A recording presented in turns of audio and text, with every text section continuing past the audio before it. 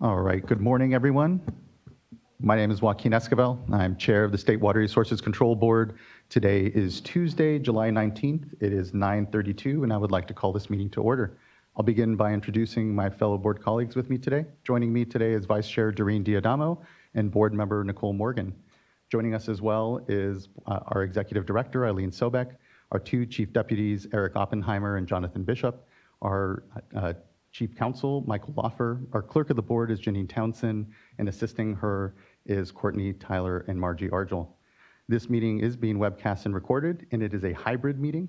I want to start at the top here as well and acknowledge that with the recent budget that was passed, so too was passed a waiver of Bagley-Keene laws, which require an in-person quorum for meetings of the board and boards in the state.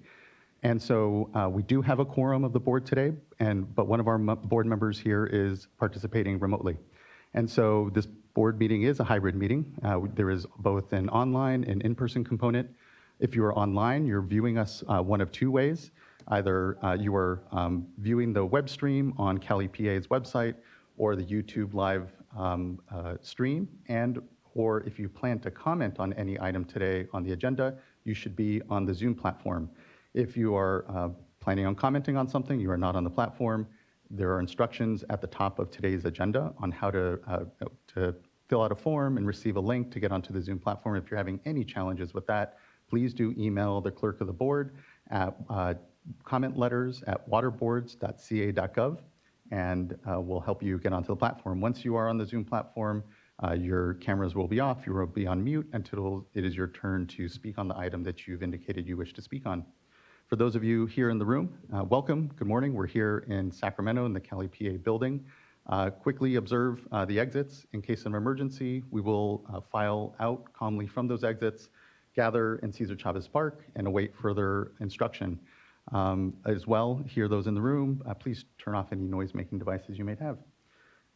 If you plan on commenting on an item here and you are in the room, there is a sign-up form for to be able to get onto the queue right here at the side of the room, and please do sign up if you wish to speak on any item. With that, we can now move on to our public forum. We hold public forum here at the beginning of every board meeting as an opportunity for anyone to address the board on an item not agenda'd before the board. And currently, I believe we have about 5 public forum commenters. Each commenter will have about 5 minutes. That will add about 30 minutes here to the start of the meeting, but if folks can be brief and succinct, it can help us get to our agenda. I'd like to first call up Corinne Bell, who will be followed by Teresa Olson, and then Jen Engstrom.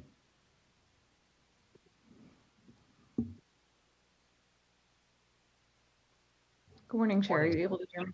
We can. Good morning. Okay, great.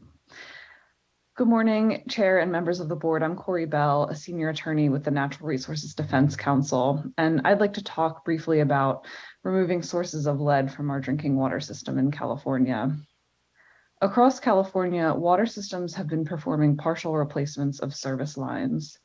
Utilities have been removing what we call the user service line, or the section of the water line that runs from the water main in the street to the water meter, and leaving the rest of the service line intact, the part that runs from the meter to the home. Utilities are performing these partial replacements when there's lead or unknown material in the user portion of the line. Often the remaining pipe is galvanized. These galvanized pipes are problematic for many reasons, as Dr. Olson from the University of Michigan will detail in a minute. But for now, it's just important to know that these pipes can be a long-term source of lead in home drinking water. Because water systems across California have been performing partial replacements and leaving the potential source of lead exposure in place, we've been working tirelessly on a bill, AB 1931, that would make it more difficult for systems to perform partial replacements and also make sure that the state doesn't miss out on this once-in-a-lifetime federal funding that's available for precisely these activities over the next 5 years.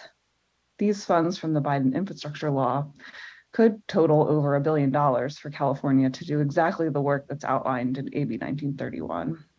But if the state continues to only focus on the user portion of the line and not on remedying the previous partials that already took place, California will miss out on hundreds of millions of dollars of free federal money.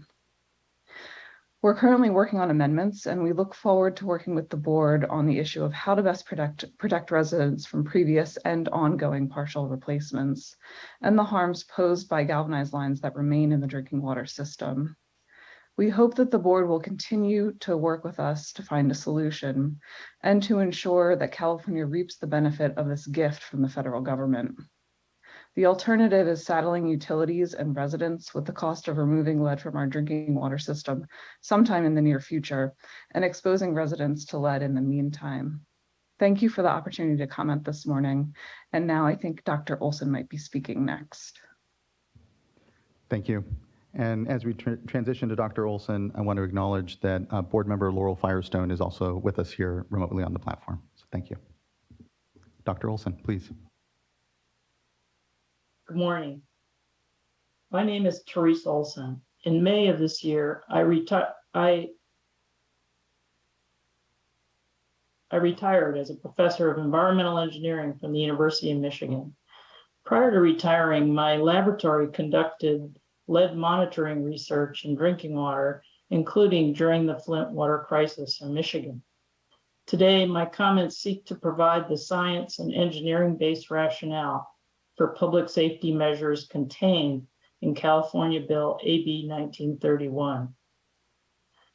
A key provision of the bill is a restriction of partial replacements of lead components in service lines. In California, lead pipes are most often found as pure lead goosenecks. These are short connector segments between the water mains and the service lines. As lead-free water passes from the water main through the lead gooseneck, water unfortunately picks up lead. And when certain service line materials like galvanized iron are present downstream from the gooseneck, lead can deposit on the galvanized iron. Galvanized iron plumbing is problematic as a lead source for a couple reasons. First, the zinc coating on newer galvanized pipe can contain up to 2% lead, and hence it can be a source of lead itself. Secondly, after the zinc coating corrodes, the underlying iron rusts, and those layers of rust are very good at absorbing the lead coming from the gooseneck. For these reasons, galvanized iron is no longer installed as a drinking water plumbing material. My home state of Michigan recently required that the galvanized iron service lines that were downstream from lead pipes be replaced as part of its revised lead and copper rule. This change was made based on the lessons from the Flint water crisis. While many communities with galvanized iron service lines do not have a history of corrosion problems, unexpected changes in water quality can cause corrosion issues. The city of Fresno, California, for example, which introduced new surface water sources in 2004, suddenly experienced corrosion of its many galvanized service lines. If galvanized pipes are left in the ground after replacing the lead goosenecks, there is a looming potential lead exposure threat that is also left for unsuspecting community water systems.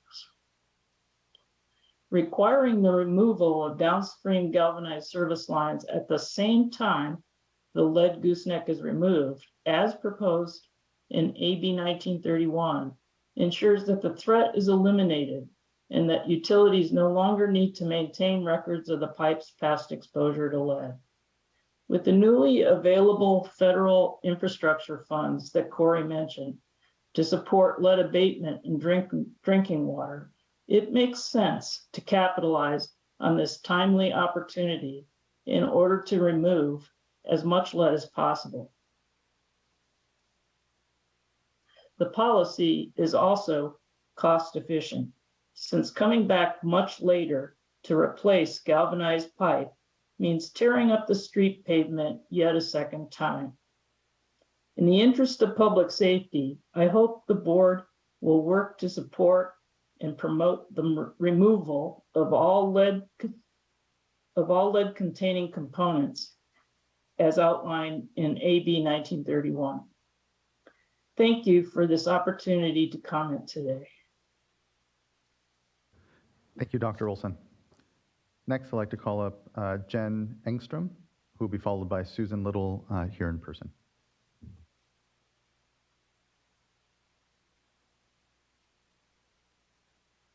Hello, good morning. Good morning. My name is Jen Engstrom, and I am the State Director for CalPIRG. We're a statewide consumer advocacy organization. I'm here today to echo the concerns over the current lead line replacement process in California, which lacks public health protections to prevent Californians from unknowingly consuming toxic lead. Lead, as you all know, is highly toxic, especially to children. Even exposure to very small amounts is linked to irreversible damage to a child's brain and can cause IQ loss, ADHD, and anxiety disorders. And that's why all lead-bearing parts need to be removed from our drinking water system, and it needs to be done carefully with safety precautions in place. Information from Public Records Act requests indicate that California water utilities up and down the state are replacing lead pipes and fittings without timely, strong, or consistent health protections. Over 50% of the water systems that have reported known or probable lead lines and fittings were partially replaced, leaving pipes and other components in the ground that can continue to leach lead into our customers' drinking water. And this practice can actually lead to spikes in lead exposure as the lead in the remaining components become dislodged by the disturbance. When lead lines and components are removed, all lead-bearing parts should be removed, including lead fittings and goosenecks and galvanized lines that are or were downstream of lead pipes or fittings. California doesn't actually have that many traditional lead pipes anymore, but our communities are exposed to lead from contaminated galvanized lines. Studies have shown that galvanized pipes that have been attached to a lead component become contaminated with lead.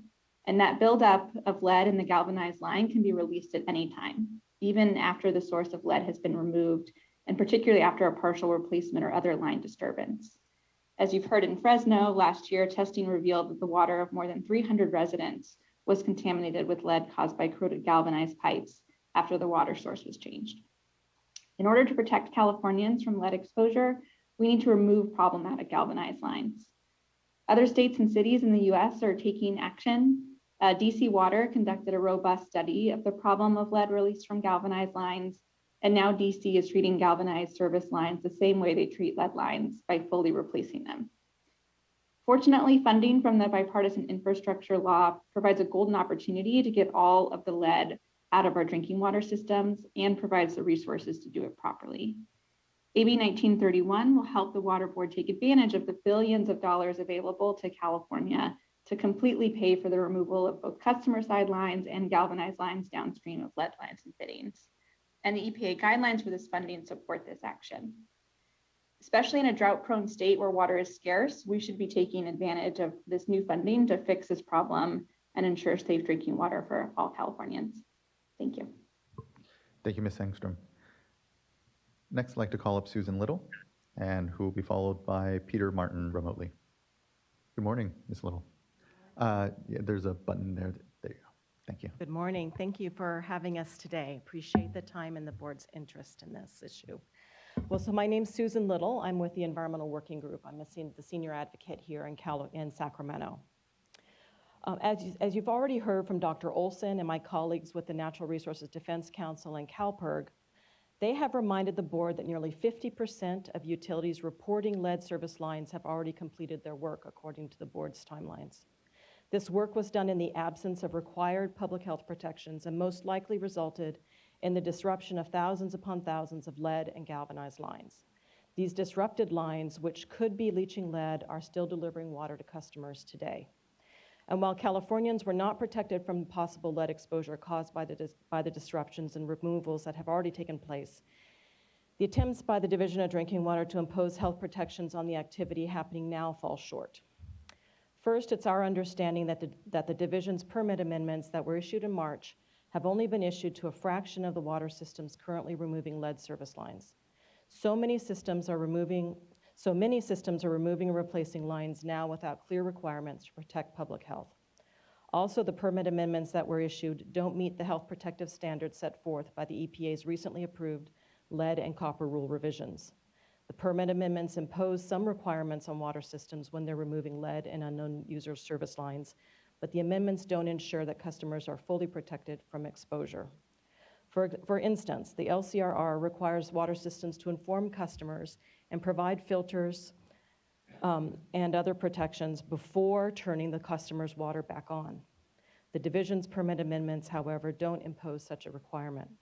Water systems can remove or disrupt a lead line, turn the water back on, and then notify the customer and provide filters sometime after lead has already flushed into the customer's home. In addition, the LCRR requires water systems to provide notice, filters, and educational materials whenever most disruptions requiring water to be shut off are done to a lead line. The permit amendments ignore such disruptions, which are many, and only require public health protections when planned replacements occur. And I'd like to point out that since so much removal and replacement activity has already happened and is continuing, the board's plan to address problems posed by the activity through the development of the LCRR regulations will come too late. Most of the work will have been completed by the time those regulations are approved. These failings and others are why EWG, NRDC, and CalPERG are co-sponsoring AB 1931 by Assemblymember Luce Rivas. AB 1931, as proposed to be amended, would bring California into compliance with federal rules now in effect and ensure that Californians are protected from lead exposure as the remaining lead user service lines are replaced. AB 1931 will also allow Californians to benefit from the billions of federal dollars coming to the state to fund customer-side lead and galvanized service line replacements. Californians need these funds to remove the lines that remain on their property, lines that were disrupted by water systems and could continue to deposit lead and other heavy metals into customers' drinking water. If the state does not do all that it can to get as much of the available federal funds as possible, we will miss an enormous opportunity to get a large source of lead out of our drinking water. And the state's failure to recognize the problem will take hundreds of millions, if not possibly billions, as we understand, of dollars from the pockets of California's families. We'd ask that the board come alongside us and support 1931 as proposed to be amended, and we've provided these amendments to staff. Thank you. Thank you, Ms. Little. Appreciate your time and others this morning in addressing the board on this important topic. Next, I'd like to call up Peter Martin, and then remotely, and then in person, we have our last commenter, Bob Gore. And Mr. Martin does not appear to be on the platform. Okay, thank you, Mr. Laffer. Then we'll move on to Mr. Gore.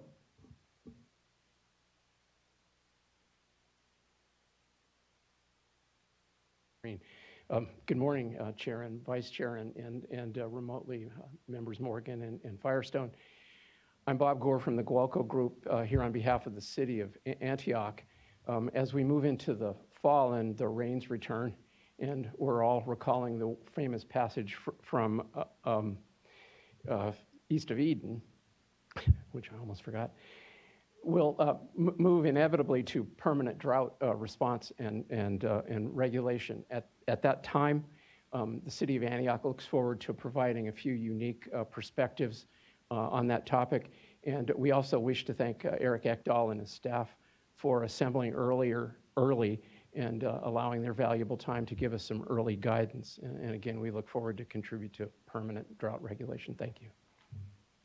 Thank you, Mr. Gore. Really appreciate your time this morning. That wraps up public forum. Ms. Townsend, unless there's anyone else? Okay, thank you. And appreciate everyone's time in addressing the board this morning. That brings us to our board agenda now, and the first item is adoption and consideration of board meeting minutes from the June 7th and the June 21st and 22nd board meetings. Are there any edits amongst any of my colleagues? And if not, do we have a motion? I have a motion. Do you want them taken up separately? Okay, so I'll move adoption of the June 7th meeting minutes. I'll second. Thank you, board members. Ms. Townsend, can you please call a roll call vote? Sure. Board Member Morgan? Aye. Vice Chair Aye. Board Member Firestone, Aye. Chair Esquivel. Aye. Thank you. Thank you. The item carries and the board meeting minutes from June 7th are adopted. 1.5 now, we'll say, for the June 21st and 22nd board meeting minutes. Are there any amendments? And otherwise, do we have a motion? I'll move adoption of the June 21st, 22nd meeting minutes. I'll second. Thank you. Ms. Townsend, can you please call the roll call vote? Vice Chair Diaz-Alma, Aye.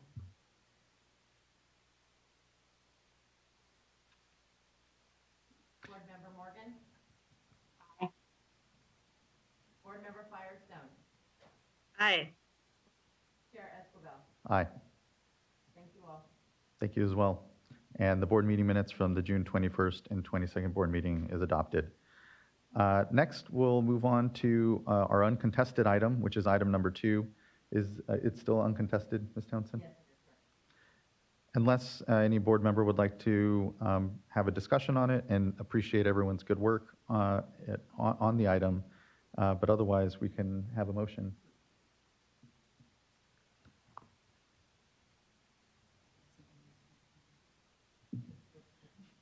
I'll move adoption of item 2, uncontested item.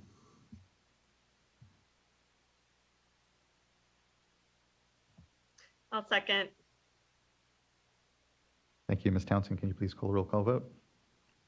Vice Chair Diaz-Alma, Aye.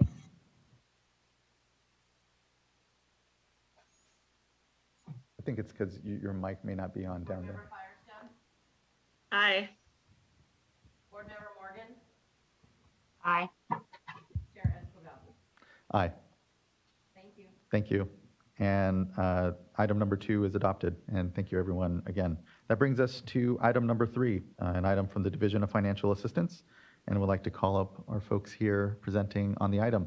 And here, before we get into this discussion, which it's a resolution that will authorize funding for a number of water quality projects down at the border, I want to acknowledge that we have Secretary Jared Blumenfeld here with us from the California Environmental Protection Agency, and I'm glad to be able to have him here remotely with us. And so we'll have a quick introduction on the item, and we'll kick it over to the Secretary to say some words.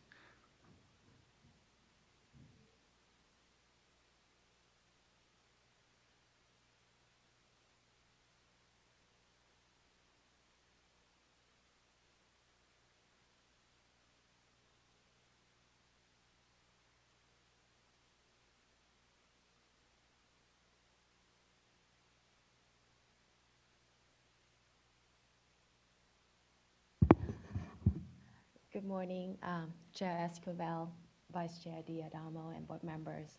My name is Kim Din, and I'm a supervising engineer overseeing the bond section in the Division of Financial Assistance. To my left is Christopher Stevens, and Craig Scholler with Cal EPA, and Anthony Austin with the Office of Chief Counsel. Today, I'm seeking the board's adoption of resolution to authorize the Deputy Director of DFA to approve and fund projects to address the water quality issues in the rivers that come across the border from Mexico. Next, please. The draft resolution would authorize the Deputy Director to execute and amend a grant agreement and do all things necessary to fund projects identified in the Attachment 1. Fund projects with priorities identified in the Budget Act of 2021. Fund non-priority projects after accounting for funding priority projects, and to add new projects and execute and amend grant agreements consistent with the funding priorities. Next, please. The Budget Act of 2021 appropriated $20 million to the State Water Board to address water quality problems arising in the rivers that come across the border from Mexico. The Budget Act of 2022 appropriated an additional $15 million for the same purpose. Less than 5% authorized from both budget acts for the administrative costs. That is approximately $33 million total in available for projects. The Budget Act of 2021 directed the State Water Board to prioritize projects that have funding committed by one of the other governments to complement the funds appropriated. Next, please.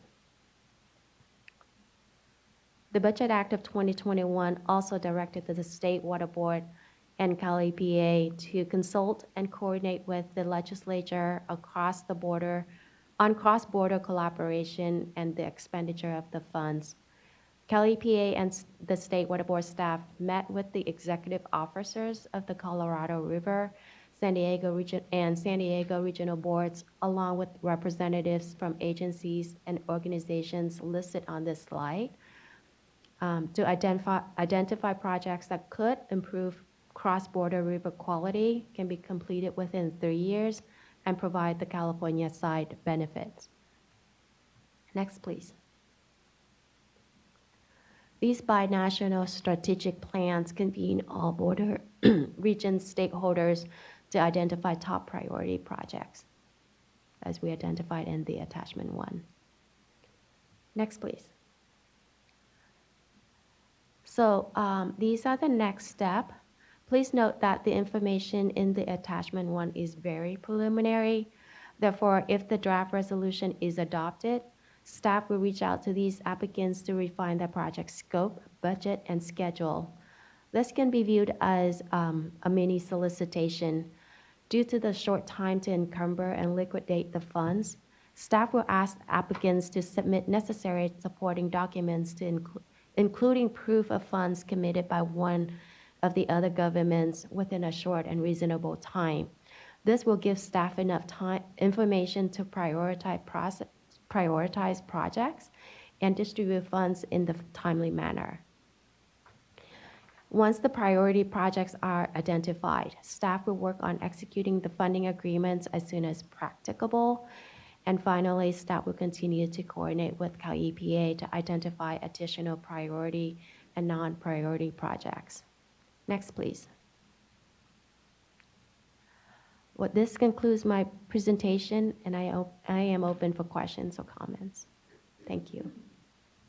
Thank you so much. Really appreciate, I know, the intense amount of coordination that's going on the border, both with our federal partners and importantly with the California Environmental Protection Agency. And I want to now acknowledge and call up to give comment here, Secretary Jared Blumenfeld from the California Environmental Protection Agency. Good to have you here today, Jared.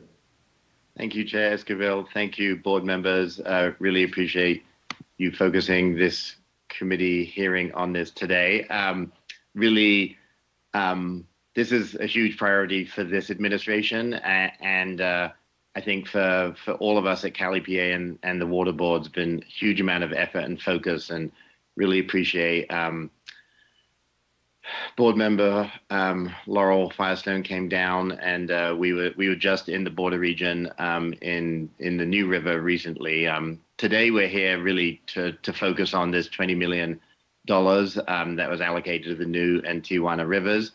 As many of the hearings have in the past and continue to focus on, these two river systems are some of the most impaired water bodies in our state. The rivers face severe impacts from raw sewage, trash, sedimentation, and just in the Tijuana River estuary that I visited a few weeks ago, there was about 5 feet of plastic in what was once a natural channel. Senate Bill 170, which passed in the fall of 2021, made $20 million available to address water quality problems arising in the rivers that come across the border from Mexico.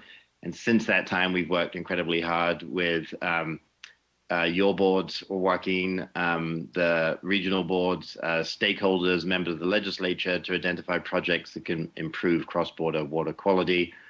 We also work with the regional boards to bring in local cities, counties, nonprofits, the federal government, state partners, and importantly, the community to identify priority projects for possible funding under SB 170.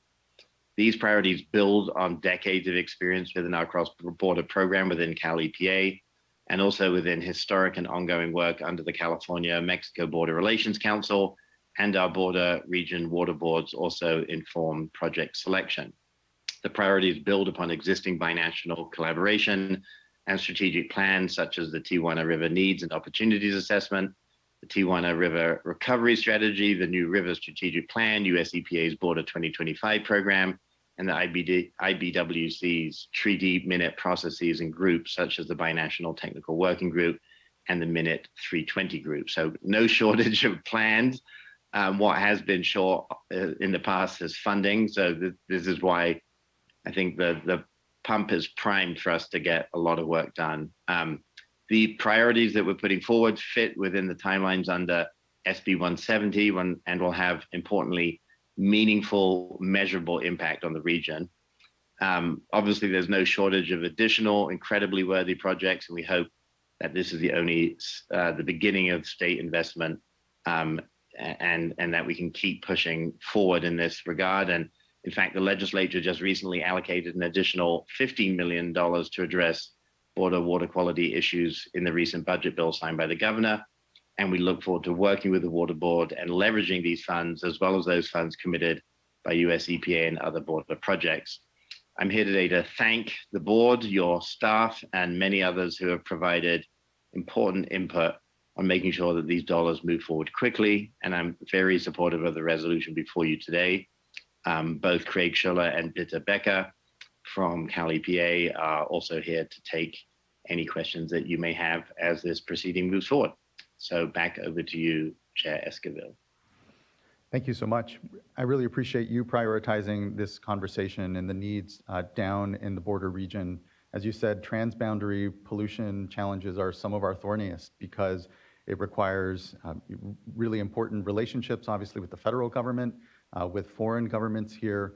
But as we know, the environment, it doesn't see those borders. And instead, we have a shared lived experience down in the border region that is really requiring us to invest.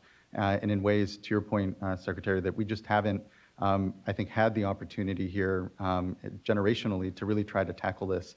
And 20 million isn't going to solve it. Neither will the 15 here still coming. But what it really does do is create momentum and opportunity and the resources for us to have the conversations that we need to have.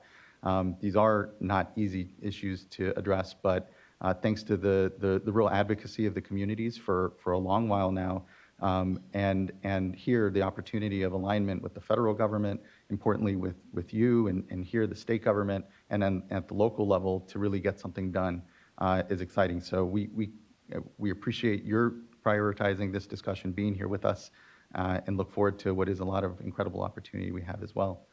The only other thing I'd say, Chair Esquivel, is just huge amount of kudos to Assembly Member Eduardo Garcia. Really, his incredible tenacity, starting as mayor in Coachella and moving all the way to becoming an Assembly member. He has been dogged on this, as well as Senator Ben Way. So two folks really focus on making this happen. So really want to thank them personally. Here. Thank you. Other board colleagues that would like to make comment? And/or questions? Board Member Firestone, please. I'll just to clarify, this resolution would be approving authorization for both the 20 million and the 15, I believe. Just want to confirm that with staff.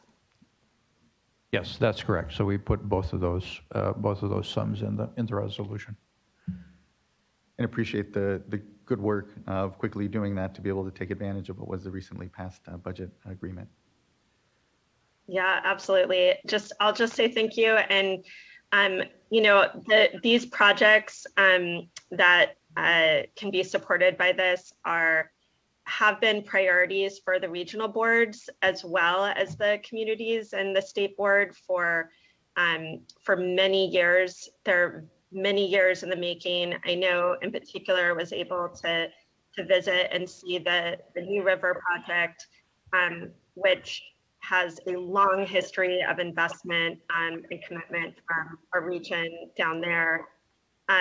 So really hoping and looking for us to get this funding into these projects as quickly as possible, and make sure we can get over this final hump of getting these projects implemented that have been in the works and needed for a long time. Here, here. And I'm happy to make a motion for adoption unless other board members or the chair wanted to. Thank you, board member. Yeah, I'll leave it open for other board members to make comment, and we do have about 3 public commenters that we can get to as well. So we'll get to those and appreciate your offer for the motion. Let's go ahead and get to our commenters. And so our first commenter will be Francisco Zamora from the Sonoran Institute. Thank you. My name is Francisco Zamora. I'm the Senior Director of Programs at the Sonoran Institute, and I have been working along the border for over 20 years. And in the last 10 years, we have been addressing the issues of the New River at its source. So I'm talking about on the Mexican side. But of course, we have been also collaborating with Cali PA for many years, and with IWC, SILA, and many other stakeholders. So I want to thank Secretary Jarrett for all the support and for all the work that Cali PA has been doing in the last few years along the border, and also for including our project, Nature-Based Solutions for improving water quality of the New River in the Mexicali region as part of the priorities. We already began that project this year with support from private sources, and we got the support from the state agencies, from the federal agencies. We even have an agreement with the mayor of Mexicali to work on the New River in Mexicali. So again, I just want to say thank you all for the support, for identifying our project as priority, and for giving us the opportunity to potentially receive some funding for implementation of this project. Thank you. Thank you, Mr. Zamora. And for the Institute's long-standing continued great work in the region, it's important and critical that, and to acknowledge the fact that it's partners that actually get this work done. And so really appreciate your contributions and your time this morning. Thank you. It's with great pleasure that I call up Jose Angel from the city of Calexico. Thank you, Chairman Esquivel. Good to hear from all of you. We don't have anything in particular to say other than we're here to answer any questions the board may have about New River pollution from Mexico, and in particular, the New River improvement project for the Calexico region. Thank you, and just have to acknowledge your long-standing, incredible force and presence in these projects, Mr. Angel. For those of you that don't know, Mr. Angel was our former executive officer for the Regional Water Quality Control Board and has been an incredible advocate for these issues for a long while. So just thank you for your continued voice and championing of all these issues. And next, I'd like to then also have, with great pleasure, call up Rebecca Terraza Baxter as well, former colleague. Good to see you. Great. Good morning. Good to see you as well. Thank you very much for the time. Once again, my name is Rebecca Terraza Baxter. I am the Intergovernmental Relations Director for the County of Imperial. And I'm here this morning actually to express our support of item 3, especially the funding that is identified for the New River Improvement Project and all of the work that has been done, not just from the Water Board and Cali PA and all these different parties, but also our local organizations and Mr. Jose Angel in the city of Calexico for this project. At the same time, I would like to share with this board the desire to also include some potential funding for the County of Imperial to develop a preliminary engineering report at the New River.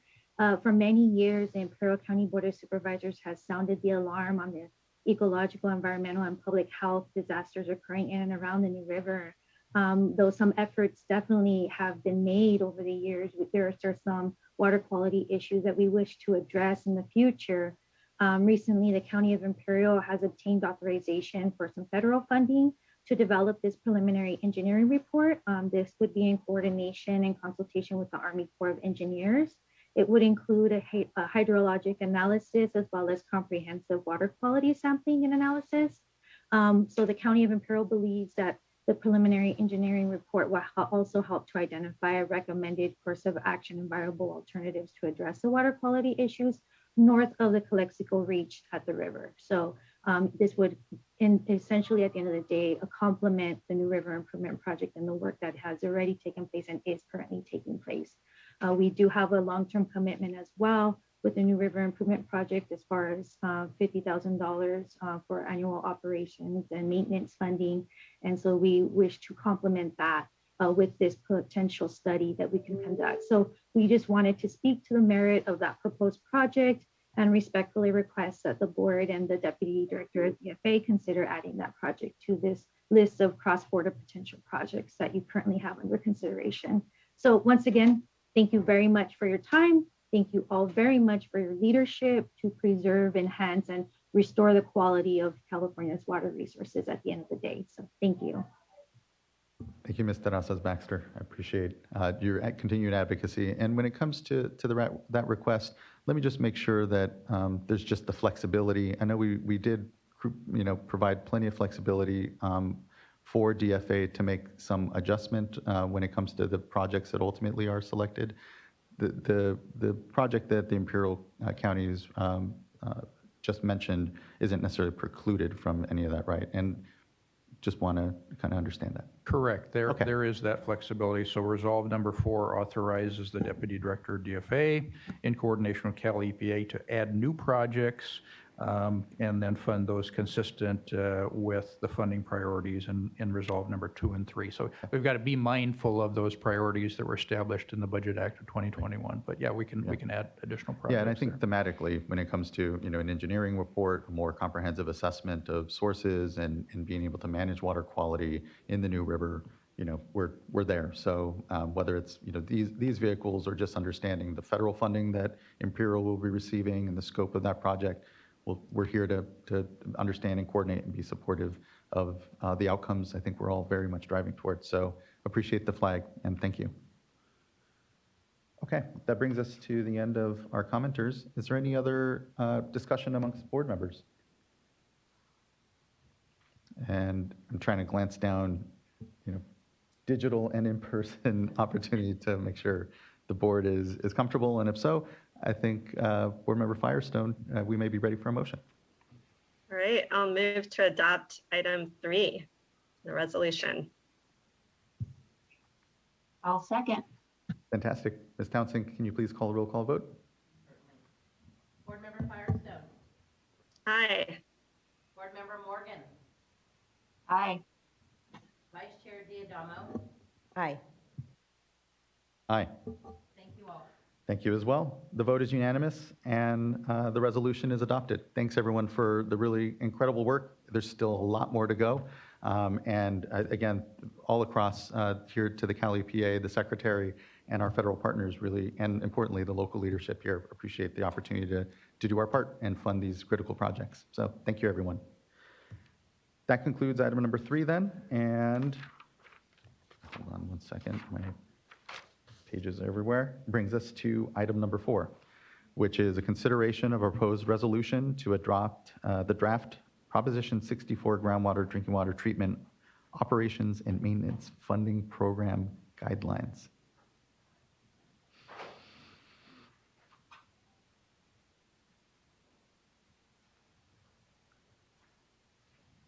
Just a slight shuffle.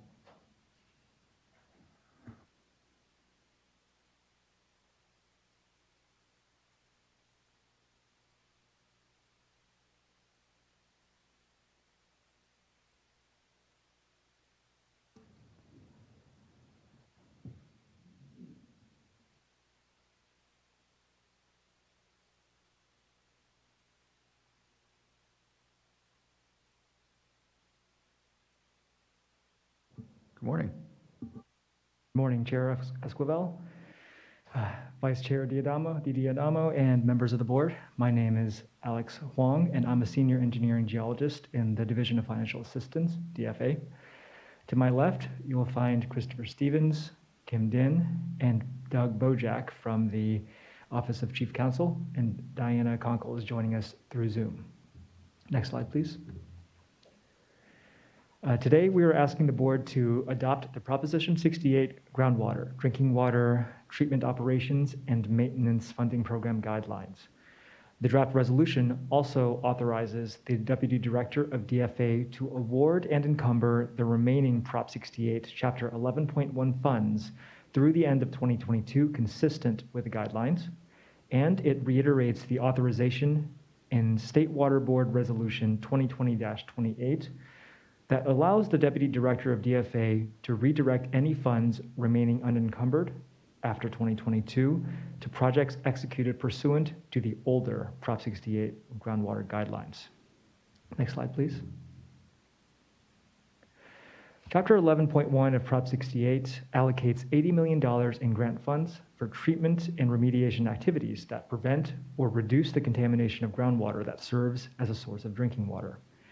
After accounting for administrative and bond sale costs, $74 million was available for projects. Of that amount, $16 million was set aside for projects serving severely disadvantaged communities. Funding guidelines for the Proposition 68 Groundwater Treatment and Remediation Grant Program were adopted by the State Water Board on August 20th, 2019. Next slide, please. After committing funds to 6 projects under the previous Prop 68 guidelines, approximately $29.5 million in Chapter 11.1 funding remains uncommitted. Of that amount, approximately $8.5 million is reserved for severely disadvantaged communities. We are verifying the disadvantaged community status of projects that we had previously funded. So the minimum amount of remaining funds that must go to projects benefiting severely disadvantaged communities may ultimately differ from what is shown on this slide.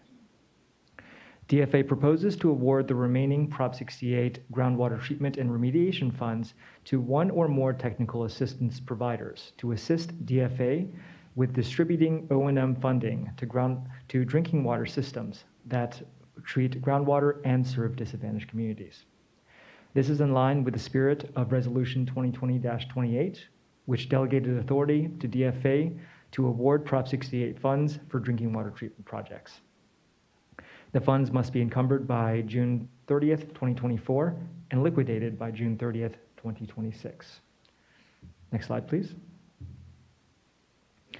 On this slide, you'll see a high-level view of the funding program that would be established if the draft guidelines were adopted.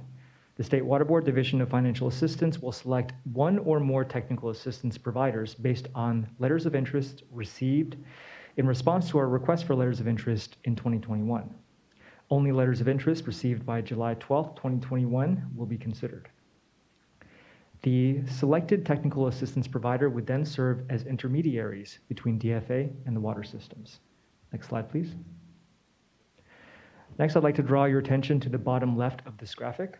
Under this arrangement, water systems would send their applications and other supporting documents to the technical assistance providers, who will evaluate the applications, rank eligible projects, and then make recommendations up to DFA. Next slide, please. DFA will then approve or deny the TA provider's recommendations. DFA will also reimburse water systems for eligible operations and maintenance expenses. Next slide. The draft guidelines were released for public comment on April 22nd, and comments were due on May 31st. A total of 3 public workshops were held across the state, one in Sacramento, one in Fresno, and one in Glendale. Next slide. We received 2 sets of public comments regarding the draft guidelines, which I'll summarize here. The San Gabriel Basin Water Quality Authority, often called WQA, asked us to consider the legislative intent behind Prop 1 and Prop 68 in making our decisions as to what to do next. Self-Help Enterprises asked us to allow additional time to submit letters of interest for other TA providers. They proposed changes to several eligibility and prioritization criteria that we have in the draft guidelines, and they asked us to implement some programmatic changes that were not specific to the draft guidelines. Next slide, please. We responded to the San Gabriel Basin Water Quality Authority, stating that WQA and its member agencies are the primary recipients of Proposition 68, Chapter 11.1 funding already, haven't been awarded approximately 89% of funds encumbered to date, or approximately 54% of what's what's available out of the original 74 million. Furthermore, additional funds may be available after December 2022 that will go towards projects that were previously funded under the older set of Prop 68 guidelines. Next slide, please. For self-help enterprises, we responded that if we were to if we were to ask for additional letters of interest, it would delay program implementation, and it appears there's adequate TA provider interest already. The proposed changes from self-help would, they're all already either allowed in the draft guidelines, prohibited by the Prop 68 statute, or are infeasible to implement for one reason or another.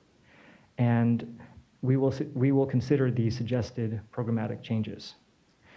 Detailed responses to public comments can be found as a link embedded within item 4 of this board meeting's agenda. Next slide, please. For our next steps, we will, if the board adopts the new guidelines, DFA will select technical assistance providers. We will execute grant agreement with those TA providers, and we will identify water systems that are likely to meet the eligibility criteria laid out in the guidelines. Next slide, please. That's all we have today. Are there any questions from the board members or the public? Just a lot of thanks. As always, I know that these aren't easy issues to sometimes balance out, but given the pressures of drought, given what we know is the need to bring on local sources, often contaminated groundwater here that is maybe not within reach because of affordability issues, but can be with state subsidy here, is just really important to get out and to get right, so that we're ensuring we're really hitting those communities that really need it most. So I appreciate the balance. I appreciate the thoughtfulness that we really approached with the project here, and am wholly supportive. I really don't have any question off the top, but I'm looking at my fellow board colleagues remotely and here in person, and just kick it over to them for any questions or comments. So thank you.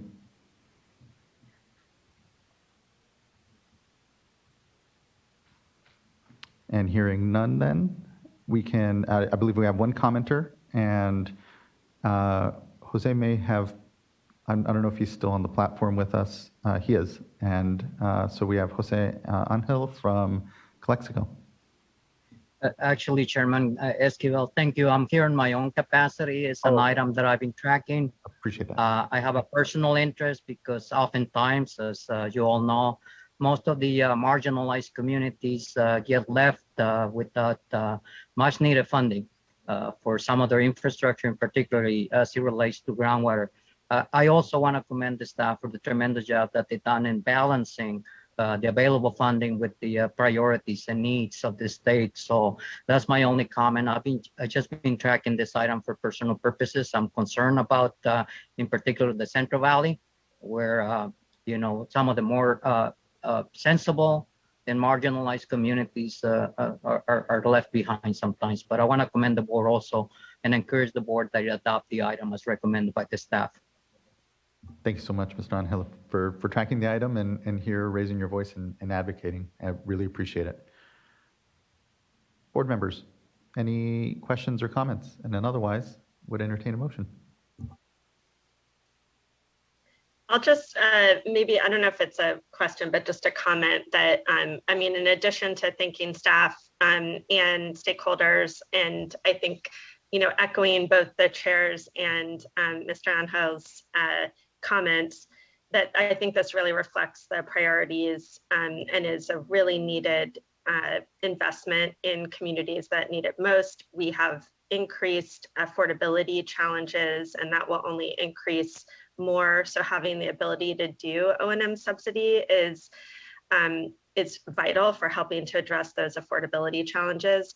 I would just say, to the extent that we can connect the TA providers that are administering this to those communities that have ranked highest or worse in the affordability risk criteria that we've done for SAFER, so that we can just try to help with outreach or provide information for the TA providers to conduct outreach for those communities that are highest risk for affordability within DACs. That would be, I think, important. But we have great tools and analysis to help us and TA providers do that. And it's just really wonderful that we're able to make these kinds of programs and investments. So appreciate all of staff's work on this. And I'd be happy to make a motion for adoption of item 4. Thank you, board member. Second. Thank you, Ms. Townsend. Can you please call a roll call vote?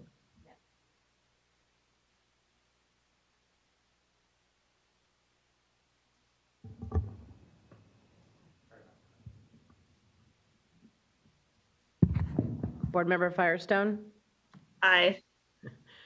Vice Chair Diadamo. Aye. Board Member Morgan. Aye. Chair Esquivel. Aye. Thank you all. Thank you, Ms. Townsend. The vote carries unanimously, and the item is adopted.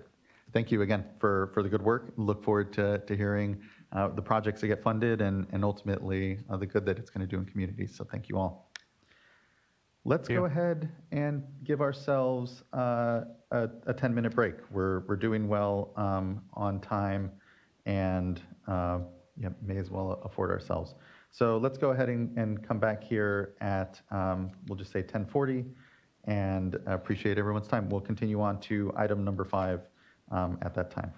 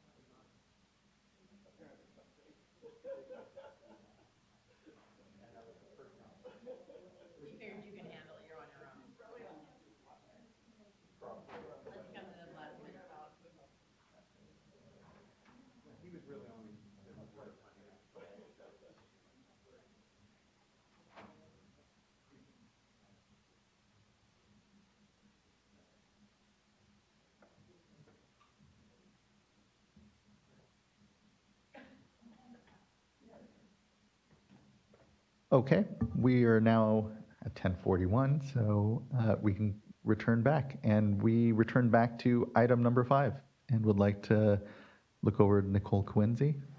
Good to see you. Thank you. Kenzie. Good morning. Good to see you both in person and virtually, board members. Good morning. I'm Nicole Kinsey, a hearing officer with the board's Administrative Hearings Office, which I will refer to as the AHO in this presentation. And now that I'm sitting here, I realize I don't think I have a advance. Oh, it's just a voice advance advance. the slide? Yeah. Thank you. Latest technology. Yes, no, it works perfect. Thank you. Please advance. I'm presenting to you today a proposed order canceling or in the alternative denying San Joaquin County's water right application 29657. San Joaquin County filed application 29657 in 1990 for a permit to appropriate water from the South Fork American River. The county and local agencies within the county have a long history of pursuing access to American River water supplies to meet demands within the county. This history is described in section 3.1 of the proposed order, and I believe representatives from the county are here today and will likely address that history in some more detail in their presentation to you. But it's my understanding that the county filed application 29657 in an attempt to protect its access to American River water supplies when it was unable to obtain a contract for American River water with the Bureau of Reclamation. The county has since filed 4 amendments to its application over the years, which revised the proposed points of diversion and the places of storage under the application. The 2003 amendment added a new proposed point of diversion at the Freeport Regional Water Project intake facility, which I'll refer to as the Freeport facility, on the Sacramento River, and eliminated all other points of diversion. As currently proposed, the 4th amended application seeks to divert water from the South Fork American River at the Freeport facility by direct diversion and by diversion to underground storage. The division publicly noticed the county's 3rd amended application in 2008 and received 16 protests. In 2010, the board's Division of Water Rights canceled application 29657 because the county had failed to provide information requested by the division that was necessary for the board to act on the application, including documentation that the county had obtained access to the proposed point of diversion at the Freeport facility and a project-level environmental impact report. In 2011, the executive director reinstated application 29657 in order Water Right 2011-0014. But this order directs the applicant that the county must also still complete the required CEQA document and respond to all outstanding protests, secure access to its currently proposed point of diversion. And the order does not excuse the county from the requirement for diligent progress towards completion of these goals. The order remanded the matter to the division to determine the appropriateness of and take action on the county's most recent submitted project schedule. And such action might include a cancellation of application 29657 if it becomes apparent that the county will not meet the timeline in any division-approved project schedule. After the executive director reinstated the application, the division approved an application development schedule that identified 18 different categories of information that the county needed to provide before the division could act on the application. The letter from the division setting the application development schedule stated that the county must submit this information by the deadlines, the latest of which was December 31st, 2014, or the division would again cancel the application. In 2014, the county submitted a 4th amended application, and with that application, a modified development schedule. This is the last communication in the record for this application before the matter was assigned to the AHO in 2020. The division never approved the county's modified proposed development schedule, and the county ultimately didn't meet the deadlines either in the approved schedule or in its alternative unapproved proposed schedule. This matter remained dormant, at least on the division side, from 2014 until 2020, when the executive director assigned this matter to the AHO for further proceedings. The AHO held a public hearing on September 29th, 2021, to consider whether the board should cancel application 29567 for failure of the applicant to provide the information requested by the board and necessary to act on the application, and whether the board should deny application 29657 because of the county's lack of diligence in pursuing the application. On January 27th of this year, the AHO circulated a draft proposed order based on the evidence gathered during the hearing, and that draft proposed order would cancel or in the alternative deny application 29657. San Joaquin County submitted comments opposing the draft proposed order, and these comments are addressed in attachment A of the proposed order that's before you. San Luis and Delta Mendota Water Authority also submitted a minor comment which the AHO addressed in the proposed order, and they also expressed support for that proposed order. California Department of Fish and Wildlife submitted a statement of support for the proposed order as well. On May 27th, the AHO transmitted the proposed order to the clerk of the board. This proposed order before you would cancel application 29657 under Water Code 1276 and 1335 because the county did not submit information requested by the division to support its application and has not demonstrated good cause to support a further extension of time. In the alternative, the proposed order denies application 29657 under California Code of Regulations Title 23, Section 840, because based on the evidence presented during the hearing, the county does not intend to diligently prosecute necessary construction or use of water, and the county will be unable to proceed with the proposed project within a reasonable time. Importantly, the proposed order cancels and denies the application without prejudice, which means that the county preserves its right to file a new application for the same or a similar project when it is ready to diligently pursue the project and submit the information necessary for the division to act on the application. Stockton East Water District and San Joaquin County submitted comments on the proposed order opposing cancellation or denial of the application, and California Sport Fishing Protection Alliance and California Department of Fish and Wildlife submitted comments supporting the proposed order. An important distinction that I'd like to make here regarding this proceeding, which involves an application to appropriate water as compared to other matters that are pending before the division and the AHO, which concern water right permits that the board have already issued, is that unlike a permit, an application for a permit to appropriate water is not a water right itself. Until the application to appropriate is acted upon by the State Water Board and granted, and the issuance of a permit is directed, the applicant has no property right of any kind. A water right application is effectively a placeholder for a priority date if the applicant is diligently pursuing its proposed appropriation. But it cannot be used to reserve a priority date without a definite project in mind and both the intent and ability to pursue the project with diligence. This proposed order would cancel application 29657 in part because the applicant did not submit information in response to repeated requests by the division, which are documented here on this slide. These requests occurred over a 20-year period leading up to cancellation of the application in 2010. Next slide, please.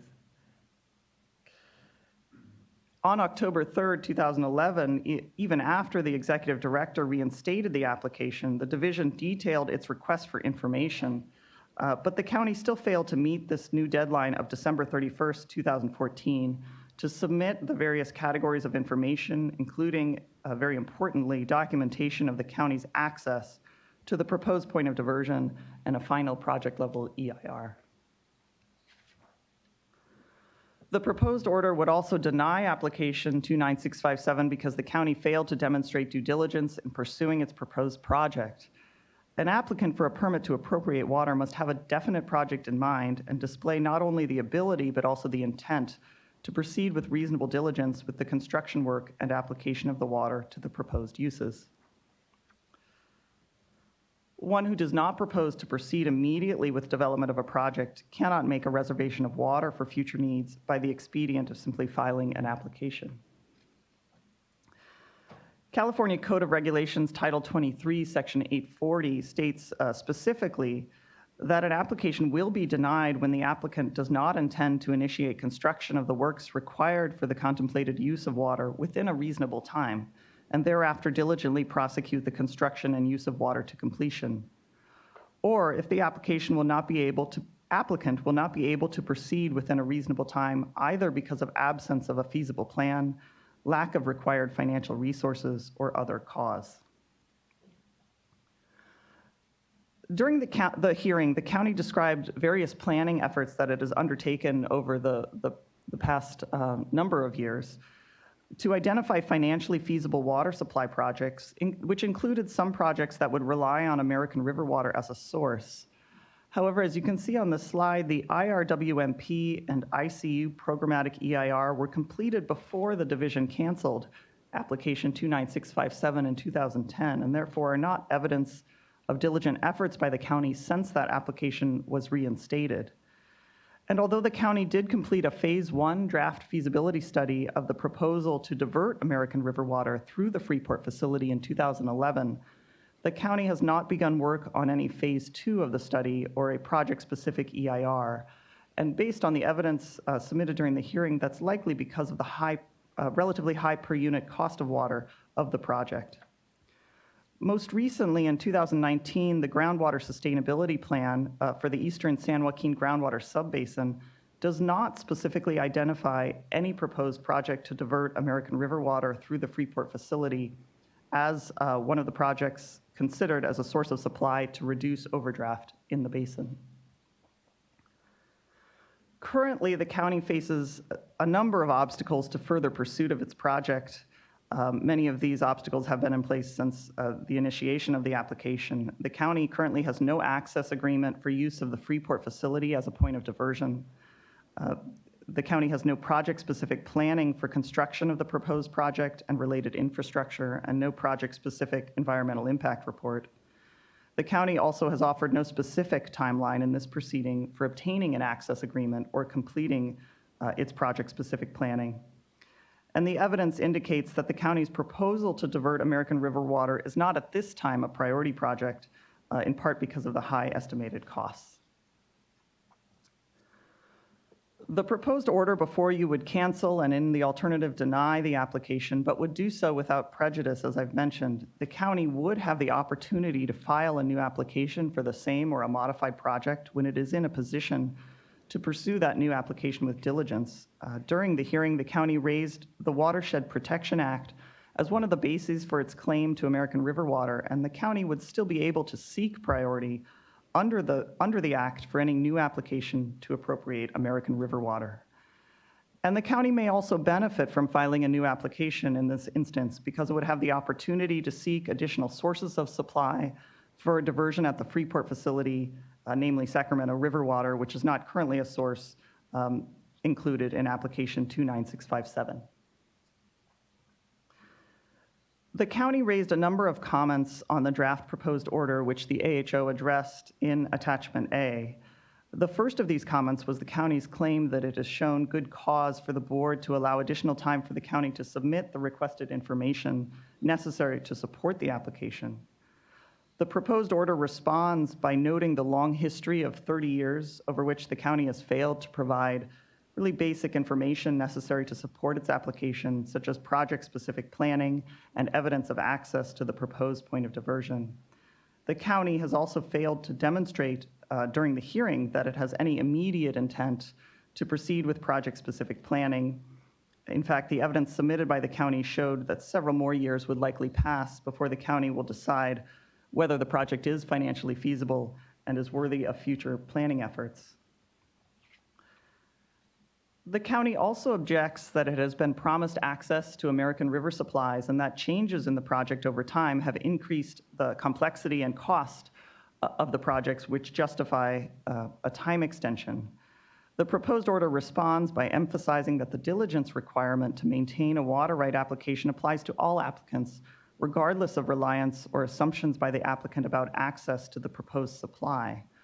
Ultimately, the county is responsible for diligently pursuing its own project. Although complex projects certainly may justify more time to submit information and complete necessary planning, complexity does not excuse the requirement of diligent forward progress by the applicant. The law ultimately prohibits an applicant from reserving water supplies without an immediate intent to pursue its project. Finally, the county objects that application 29657 is protected under the Watershed Protection Act and the county's need for additional water supplies to address critical overdraft of the groundwater basin justify an extension of time.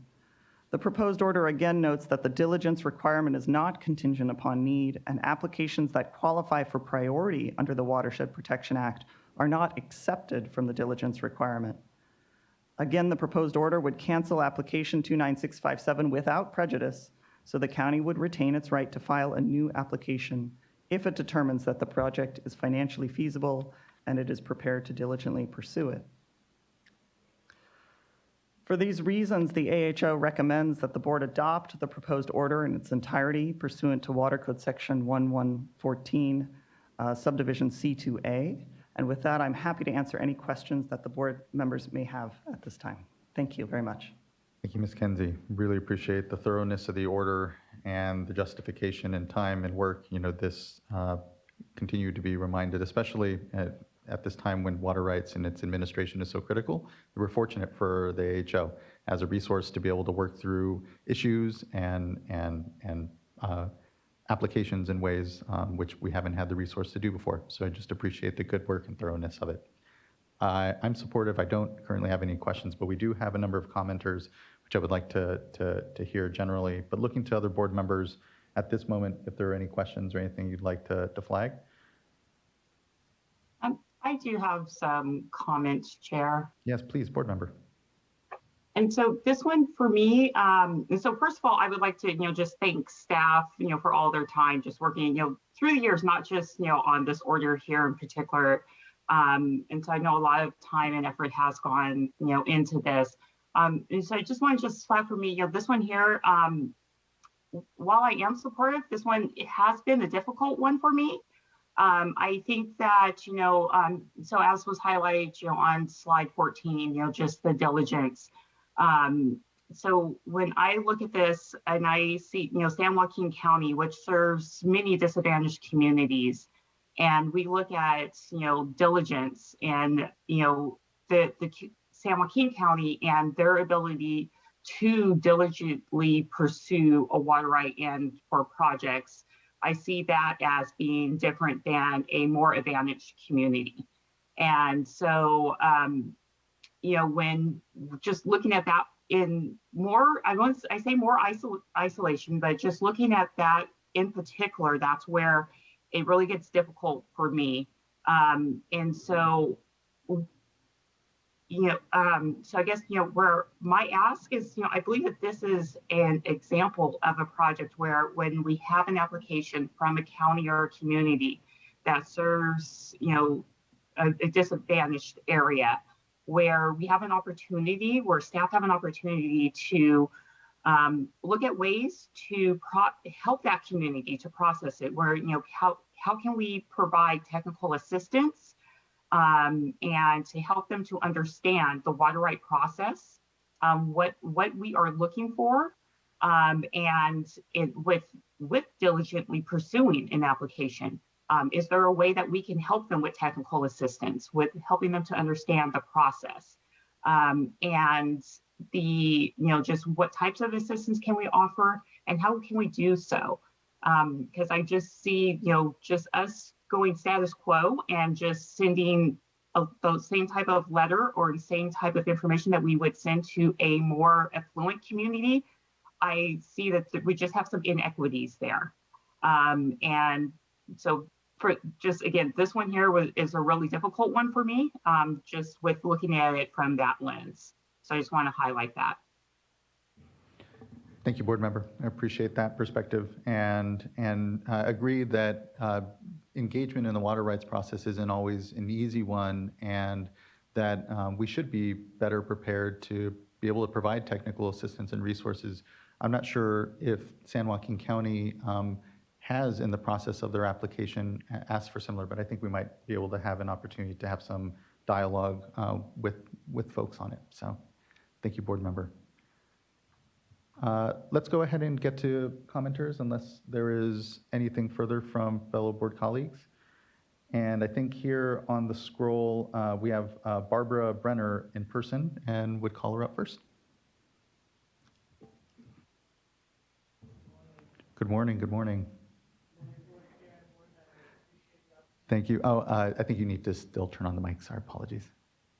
There we go. Can you hear me better now? And good morning. Thank you. Good morning. Again, good morning, board chair and fellow board members. I'm Barbara Brenner, special counsel to the County of San Joaquin. And I just want to thank the administrative hearing officer for the process and the professional manner in which it was undertaken. It was, I think, very thorough and well done. So I just wanted to say that. But on behalf of the county, we do respectfully disagree with the findings that were made by the county or by the administrative hearing officer and presented to you today. Specifically, I want to bring your attention to the extensive history of this application. I'm not going to go through the details. They're quite lengthy, the history of this application, but just remind the board members that how the county got here. The county was basically forced by the Bureau of Reclamation and this board to file on the American River. It was denied other efforts that would have been easier, less costly, and less effort with others to initiate and implement. And as a result of those former decisions, which are outlined in detail in our submittals, both at the hearing as well as in response to the proposed order, as a result of those efforts by the state and federal agencies, the county ended up at the Freeport facility. And it is true, it's more expensive, but in addition to being more costly in order to obtain the water and put it to use in the county area, it also has required a lot more collaborative efforts. And those collaborative efforts, as you know, take a lot of time. And the county has been pursuing those collaborative efforts and has been hamstrung again by some other regulatory provisions. During this long process, we have new regulations that have come in play and required efforts in that regard. We have the integrated regional water management planning that came upon the county and other agencies that are trying to implement water supply projects. So we have that requirement that came into play at some point in this process. And most recently, we have the groundwater sustainability management that we need to comply with. That has been a huge effort in collaboration, and the county is a large area. It's working with many, many agencies to come up with the groundwater sustainability plan that was submitted to the Department of Resources. That plan does include a project. It's not specific as indicated by the administrative hearing officer, but it does rely on this application, and it does rely on diversions from the American River in some of its projects in order to sustain the groundwater in the San Joaquin County. So it is not directly correct to say that there's no reliance on this application in the groundwater sustainability plan. There is reliance on this application. Most recently, the county engaged with East Bay Mud and others to develop the DREAM project. That's a conjunctive use project, pilot project, that takes years to first negotiate and coordinate. It has gone through the process of putting water in the ground. It is now at the stage of taking water out of the ground. That was a pilot project specifically to see what angles, what efforts could be done and what opportunities there are for this particular water. In other words, we went through a pilot project with East Bay Mud to help establish the best avenue to use water from application 29657. So that was a very real effort on the part of the county and a collaborative effort that took many years through the COVID process, through the groundwater sustainability planning process, that is now just at the stage of taking water out for the first time to determine the impacts of all that. Those efforts were necessary in order to move forward to the next step, which the administrative hearing officer has pointed out, that is a project-specific environmental impact report. Until those other efforts occurred, the county was not in a position to make a decision one way or another. on how to move forward with this particular application. It is now just getting to that point of evaluating all those alternatives, working with the people within the county, the other agencies within the county, to develop a cooperative, collaborative partnership that can now take a strong look at application 29657 and see which is the most feasible avenue for this water supply and help to sustain the groundwater within the county that is in severe overdraft. Enormous amount of time and energy, including money, has been put into this project or into this application in an effort to develop the right alternative projects. Now, that effort will be thrown out the window if the board decides to adopt the administrative hearing or hearing officer's proposed order. To start all over would be very costly to the county. They've paid the annual fees necessary to keep this application alive. To just throw it out the window after all these efforts would result in a significant decline in the county's effort in that regard. And it would set them back financially as well as in implementation efforts and planning efforts. It's not the same to file an application today. It'll come with a lot higher costs and a lot more, just an enormous amount of direct collaboration before you can even get in front of into the door. The requirements today are much more stringent than they were, and it would be a backward step for the county to have to start all over in that regard. We've gone forward, we've kept it alive, we've made significant efforts over the years. We were forced down this road by state and federal regulations and decisions, and I think it's a unique circumstance, and I agree that it doesn't appear that there's been due diligence, but under this particular circumstance, which are quite unique, I think it deserves another shot and an opportunity to be pursued. I appreciate your time and effort, and if you have any questions, I'm happy to answer them.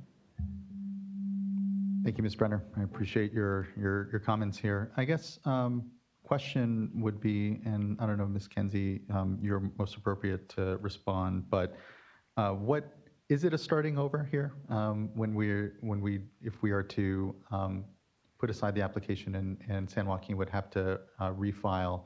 How much of it, is it of a reset, if you will, in your judgment of their process and their time here before the board? And I'll respond just from my perspective, and certainly Ms. Brenner may have other comments on this. From my perspective, I don't see this as by any means throwing out the window of the efforts that have been undertaken so far. I think this planning process that the county has been pursuing a number of different water supply projects as reflected in the groundwater sustainability plan and in other planning documents show that the county is making efforts to secure cost-effective water supply for its residents and the entities that use water within the county. And it may be with further planning and further feasibility assessment that this project is one that does make sense. As I've discussed during the presentation, there are a number of additional steps, some of them challenging, that the county will have to undertake, and one big one being to secure access to the Freeport facility. That is a significant unknown, and given that the owners of that facility are a third party, so those negotiations would need to take place to secure some kind of access, and that access may incur additional costs. I did want to comment for the board's information because I thought it might be just relevant to your understanding, and I came prepared with it today, that according to the board's records, the division's records, the initial filing fee by the county in 1990 was $40,430 to file the application. Between 2006 and 2022, the county has paid $103,427 to maintain the application and annual fees. The most recent annual fee from 2021 to 2022 was about $17,000, so that's the current situation. And if the county were to refile the application for the face value that is currently within the fourth amended application, that would come with the maximum application filing fee of approximately $580,000. So that is a factor here, and I think maybe one that Ms. Brenner is referring to. Of course, and if I may go back to Ms. Board Member Morgan's comments, those filing fees are a matter that is within the control of the board. It's a factor that could be considered here, and there may be other assistance that the board can provide in moving this project forward. But from my perspective, the maintaining this application will not in itself help this project move towards a decision point or make progress towards an actual wet water supply. There are other efforts that need to be made in order to do that. Thank you.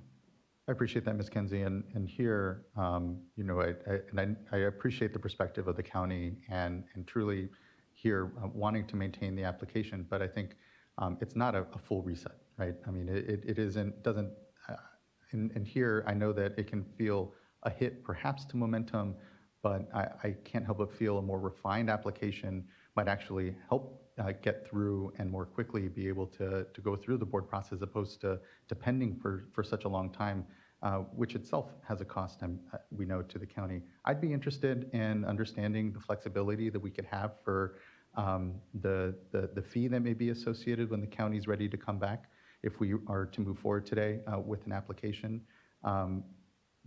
And would just kind of flag that as a matter of again, some equity here, knowing that the financial hit potentially, and I'd want to, as we hear from further commenters, just better understand what the difference is, how it is a bit more onerous now in their application as opposed to what it was prior. And I think, again, some of that is in our attempt to be able to have applications that actually move through our process as opposed to kind of sit there, which we have a lot of in the water rights space. So it's kind of balancing those two desires here. So thank you, Ms. Brenner. Anything further like to add? No, I have nothing further. Mr. Zadar is on the web, and he'll have further comments on behalf of the county. I appreciate the opportunity to be heard. Thank you. Really appreciate it. Okay, let's next go to, I think we have here on the scroll, which I'll try to keep better to so that everyone's prepared on who's coming up next. But we have Clyde McDonald, who will be followed by Matthew Zadar.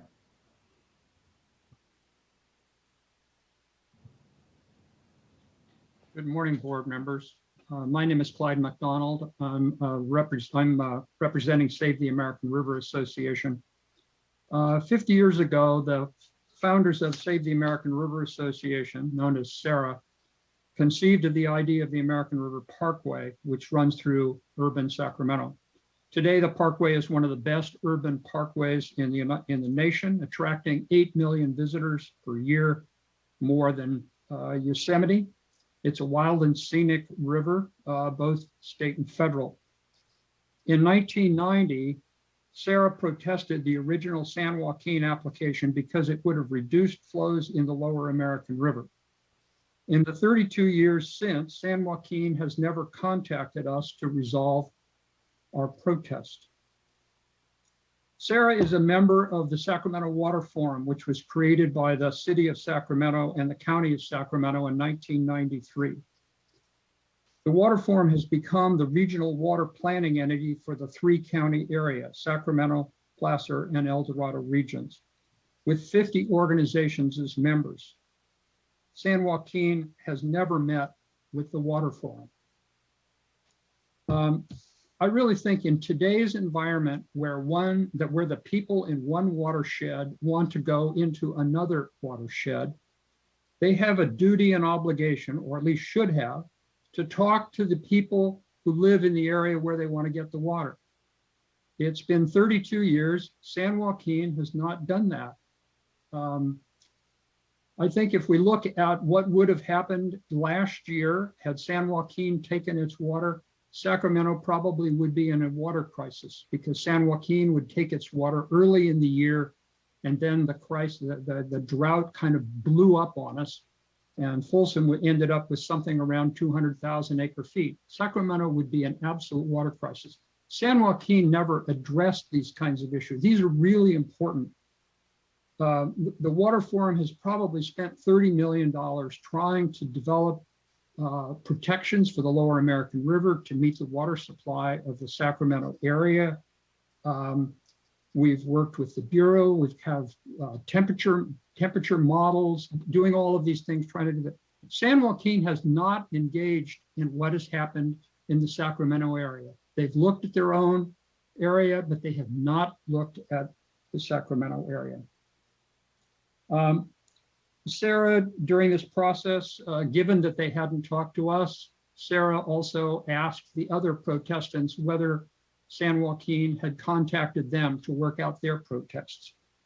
And we asked the ones that were not involved in San Joaquin County, and we could only find one that had been contacted by San Joaquin, and that was Sacramento County Water Agency. And they reported that they had 1 or 2 meetings with them, but nothing was actually resolved by that. The 11 protesters, we asked the 11 protestants also signed a letter. I'm sorry, I'm missing a point. We asked the other protestants of whether they had been contacted with San Joaquin, and only one said that they had been. 11 of the protestants signed a joint letter to the AHO supporting cancellation of the San Joaquin application, and I'd just like to read their names. State Water Contractors, Kern County Water Agency, San Luis and Delta Mendota Water Authority, Westlands Water District, Contra Costa Water District, City of Sacramento, Sacramento County Water Agency, San Juan Water District, Glen Colusa Irrigation District, Friends of the River, and Save the American River Association. And just one other point, San Joaquin County has claimed that they are subject, or they are eligible to claim protection under the Watershed Protection Act, 11460, which requires an entity to be immediately adjacent to the watershed. And San Joaquin is not immediately adjacent to the American River watershed. There's the Casumnas watershed in between. Anyway, I would encourage the board to adopt the staff recommendation to cancel the application. Thank you for your consideration. Thank you for your time today and comments, Mr. McDonald. Next, I'd like to call up Matthew Zidar, followed by Chris Schutz.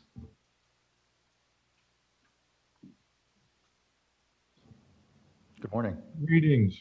I appreciate the chance to be in front of you today, and looking forward to kind of making our case a little bit different way. I'm not the legal expert, but I think I have a good sense of justice.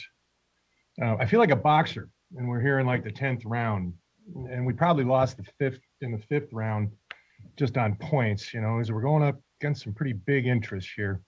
I'm hoping to finish the fight. Maybe there's one punch that could buy us some time into other rounds or help us win the battle. There is a history, and it's well presented in my testimony and the prior records and all the other hearings, as summarized by Barb. And it points out that there's been some, what I would say, almost injustice. And I think there's a big difference between legal and just. I think the AHO did a great job making a legal case, but I'm not sure it's one that's based on justice. Perfectly crafted, well laid out, you know, but I'm not sure the decision you would make in denial would be just, given the history. Mr. McDonald says that people want to go into another watershed. We didn't want to go into another watershed. The Bureau and the State Board pushed us into the American River watershed and designated us as having watershed of origin claims. Now this idea of a watershed of origin, or you know, that it would be, we don't have a reservation for the water. To me, I think that's what watershed of origin was about, to say there is a reservation of water for your future needs.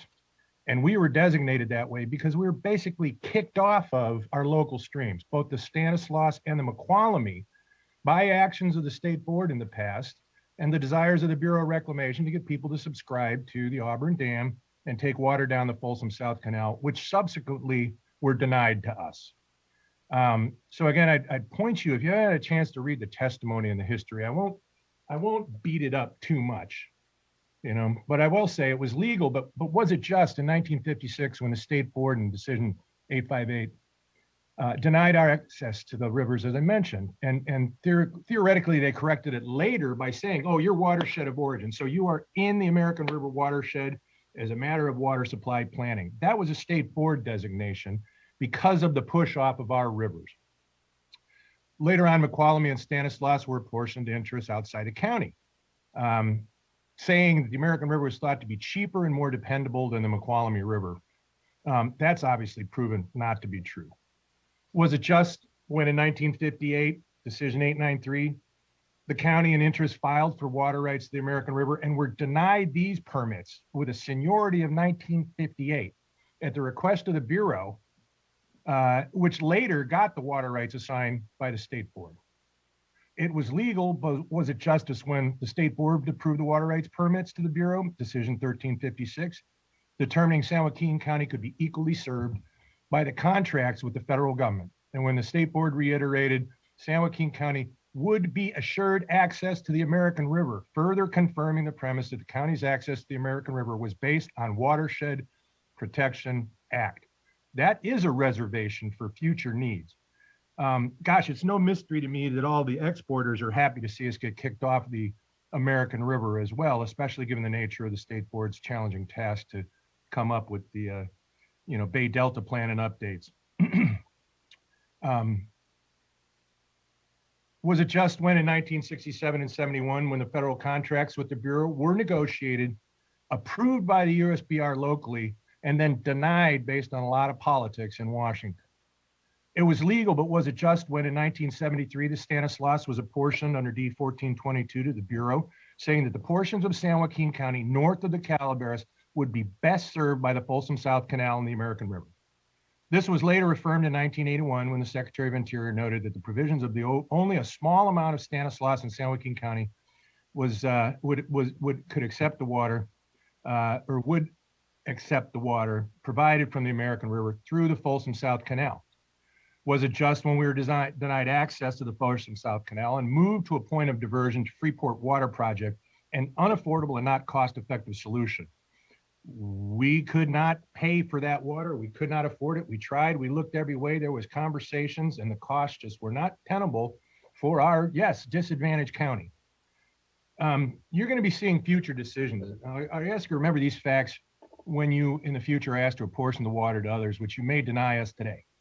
A Sacramento editorial that maybe you all saw called our efforts a water grab. The people behind that and other heavyweight boxers that we're up against, to use my ring analogy, on the American River are powerful interests. They will seek to develop the water that could be denied us today. These are the true water grabbers, not us. We got kicked off of our river, and they seek to paint their names on these drops for future development and growth. We could really impact our $3 billion ag industry and our disadvantaged communities from realizing the opportunities which theoretically come from a reservation of water under watershed protection statutes, especially when we have been denied access to our own rivers. They'll be coming back to you. That is the real water grab for the water that you could be denying us today. There is an agenda. They mentioned the water forum, Sac County, El Dorado County, Placer, all deep pockets entities. You can bet that this will be a reset if we have to go back and file for a new water right with $600,000, because it's tough to find that, especially that money being redirected from what could be engineering and getting through the environmental process and all the work necessary to maybe amend this permit. I say amend, don't deny. Give us a second chance at a second chance. They will be back. Those interests will be back to the American River, in the future, if the recommendation of the AHO is accepted. Is it just? Is it legal? That later point about legality is probably for another venue. We ask the State Board to use its powers and authorities to back up your prior decisions. Stick with the principles of watershed of origin and your prior decisions and commitments and make a just decision. So what is our ask? Excuse me. The 2012 water availability analysis demonstrated that there is wet year water and that we can use with no impacts to existing beneficial users, fisheries resources, or changes to the operation of Folsom. Our prior environmental work and preliminary work shows that. And it's specious and false to say that we would have impacted Sacramento's water supply in this drought year and created a big disaster. That's bunk. We are looking at wet year water from December to June, not years when it's dry, not years when it's unavailable. We're talking about contemporary modern conjunctive use practices, whether that's flood-mar or FIRA-mar operations, combined with a water supply portfolio that looks at Mokelumne, American, Calaveras, Stanislaus, to resolve our critical overdraft issues. You would be pulling one of our very important options in us achieving sustainability. And this is totally contrary to SGMA and what the state board stands for. This is in the public interest. That has not changed. The state board affirmed that there is a significant public interest in supporting efforts of San Joaquin County to obtain adequate water supplies. By denial, that is not demonstration of your recognition of significant public interest. That watershed status of origin shouldn't be put on a clock. It should be recognized as a reservation, especially after denying us access to all the other local supplies. What do we ask for? We ask for time. And by my numbers, and I'll have to go back and look it up, I believe we had spent over $300K in the last 10 years to maintain this right. That has to be good for something. And I agree, and I appreciate Ms. Morgan's statement that we need technical assistance. We need support. Gosh, I'd love to have a refund of the fees we have put into it. But I would really prefer that we just keep this alive, because it would be a restart to pull this, give us a much lesser seniority on our claim, and it would kick the props out from under us and make us redirect a lot of money to other things that are not productive in getting us developing water supplies. We're in a critical state of overdraft. We have a GSP. We have projects that we've recognized in there as opportunities to take and put that American River water to beneficial use. It is recognized in American River Project 20 in that GSP. We need about 80K acre feet to be sustainable. I would love to amend our permits, recognize the seniority and the people we have talked to at Sac County and El Dorado, recognize their senior water rights, and look to take 20 to 30,000 acre feet of wet year water through conjunctive use, spreading operations, direct recharge, and the things that will use the 1 to 2 million acre feet of available groundwater storage. You're removing options from our planning process that have always been on the table for us. We have believed we've pursued things diligently. I mean, 2014, when SGMA got started, we were so wrapped around the axle of getting the GSP together and continue to update our IRWMP so we could get funds in here for our severely and our disadvantaged communities. We need to create a water supply portfolio that's resilient, reliable, and will help sustain us through the types of drought we are experiencing now without causing harm to anybody else or changing the operation of Folsom Reservoir.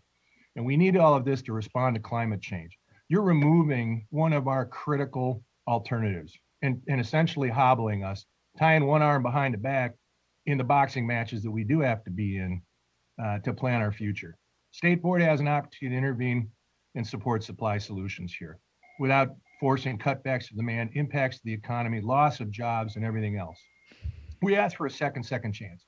We have commitments from the city of Stockton and Cal Water, as noted in letters from them to the AHO, to pursue this right and potentially even look at alternative sources of diversion, like Stockton's Delta diversion, like Freeport. Maybe we can make that work. How about Folsom South Canal, which coincidentally the Consumnes GSP has in their plan to take the wet year water we're talking about using it, move it down Folsom South Canal, which we have been denied access to help balance their supply in the southern part of the county. And we don't want to stand in the way of their solutions, but not when their solutions is exactly what we've been proposing for 30 years and have been denied.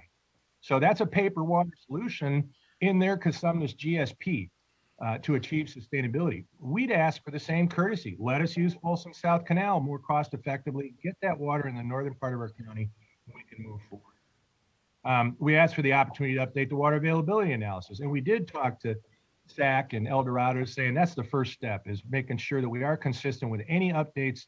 We were consistent with ours in 2012 with the anadromous fisheries as we understood at the time. We know that there's been work on the American River that we'd have to look at again. But we had a big right, a lot higher than the 20-30K that I think we should be reserved under a senior priority so we don't have to restart. And we asked for that opportunity to work with people to update that WA. And one of the reasons we haven't been actively Mr. involved is Zadar, we I are pretty apologize. resource limited down here. I don't like to interrupt folks, but I do have to ask you to start to wrap it up. It's been a bit Okay, over time now. well, Thank you. that's the ask. So my concluding remarks really are, chronic and systematic overdraft provides a good cause, which is an important point for the board to consider. The state board itself declared the American River water use in San Joaquin County in the public interest. Watershed of origin is a reservation for future needs, and I think we should back up that principle for a developing county. Pursuing future filing will put us one down with one hand behind our back, unable to box with the heavyweights on the American River that want us gone, whether it's exporters or the Placer, SAC, or El Dorado interests. It'd be like kickboxing with Gandhi with us if we have to restart this thing over for 580,000 filing, and then all the protest resolution, all the fights that'll go on. We showed in our water availability analysis that nobody beat up that badly, that there was water available without harm to existing users. Our IRWMP, ICP show that we have a way to put the water to use. We want to stand by the watershed of origin. We felt like we've done due diligence and tried really hard with the resources available. And Barb outlined a bunch of projects that could help us achieve sustainability and put this water to beneficial use. So we ask you to not deny this permit, ask your staff to negotiate a potential amendment and look at alternatives. And like I say, we're willing to recognize other seniorities of protesting parties and drop the amount that we're seeking to tie that into our water supply portfolio. Thank you very much. Thank you, Mr. Zadar. I appreciate your points and your time and engagement. I know this is not an uncomplicated issue, nor it's a longstanding issue. And there's a lot of tension and complexity, certainly, between the projects and others within the watershed. But know that we're here to continue to support the county, no matter how the board moves today. So I just appreciate your good points. I guess my question, and maybe, I don't know if you can easily answer, Ms. Kenzie, would just be, what is the impact on priority if the board were to move forward today? Where does that put potential, and would really depend on when an application makes its way before the board again, but trying to quantify what sort of hit that would necessarily look like? Thank you, Chair Esquivel. Because there's limited information in the record on this issue, there is not a definitive answer to this, although the attachment A in the proposed order does mention that it doesn't appear that a difference in the priority date of 1990 to 2022 or later would have a significant impact on water availability, particularly as Mr. Zaidar described the project, as I understand it from the county, although not necessarily entirely captured in the fourth amended application, but as the county described the project during the hearing, that it would be a proposal to divert high flows in wet or above average conditions. I would also say that because the county is making this Watershed Protection Act claim without opining on whether or not that applies to the application, because that wasn't before the AHO at this time, if it were to apply that to American River water as a source, it would seem to apply equally to the 1990 application as to a more current or future application. So those were two factors that I did mention and are reflected in the proposed order in attachment A. Really appreciate that, Ms. Kenzie. Thank you. Vice Chair, did you have a question? Well, I was going to wait for the commenters, but since we're talking here about the watershed of origin issue, just reading through, I think it was in attachment A, there was provision that nothing in the Watershed Protection Act excuses an applicant from the due diligence requirement. And so just want to hear more from you about that statement. Thank you, Board Member Adamo. You're absolutely correct. And the proposed order discusses this, that the Watershed Protection Act, although it provides priority status for certain areas of use over diversions for the projects, the Act contemplates, as I understand it, that the application and permitting process would be in accordance with the other rules under the Water Code. and that there are not exceptions to either the diligence or any other requirements for an application or pursuit of an application and then permitting to licensing. So although the Watershed Protection Act applies to provide a priority to that right in practice, it does not grant an exception from diligence requirements that must be undertaken by the applicant to pursue and maintain that right. And then getting to the issue of fairness. So for me, in reading through the order, and I just really appreciate the thoughtfulness that, and really going through the 30-year plus history. So for me, a very important piece of information has just been the history of failure to respond. And I look at, the many water rights applications that we have before us and sort of the backlog, and really concerned about a situation where, regardless of need, that we need to be able to work effectively and efficiently. But hearing Mr. Zadar's comments about good cause and the public interest, I just want to take a little bit of time here to hear a little bit more information about what exactly was, because as I read through the order, I didn't pay maybe as much attention to the specific information. So there might be a situation where the information just wasn't available. But what sort of information has been requested through time? And was there a type of response, maybe an incomplete response, or just no response? Thank you. I will answer that as best I can. There are more details in the proposed order, but I think several points come to mind. As I laid out, I think, on one of the slides and then also in the proposed order, there were a number of requests over the 20 years before the division initially canceled the application in 2010. Those requests for information included requests for information about elements of the project, such as, of course, water availability, access to the proposed points of diversion. Now, those proposed points of diversion have changed over time. In 2003, the proposed points changed to be exclusively the Freeport facility. But my understanding is that the county did not submit information about access to the proposed points of diversion either before or after the change in 2003, in part because the county does not have an agreement to access the Freeport facility. Other information that was requested was information about Section 7 consultation and impacts to biological resources. My understanding is that information has not been submitted in any form. Of course, no project-specific draft EIR has been completed, nor a final EIR. That would need to be done, and that has not been submitted, nor have any efforts. I should say, I don't want to say any efforts.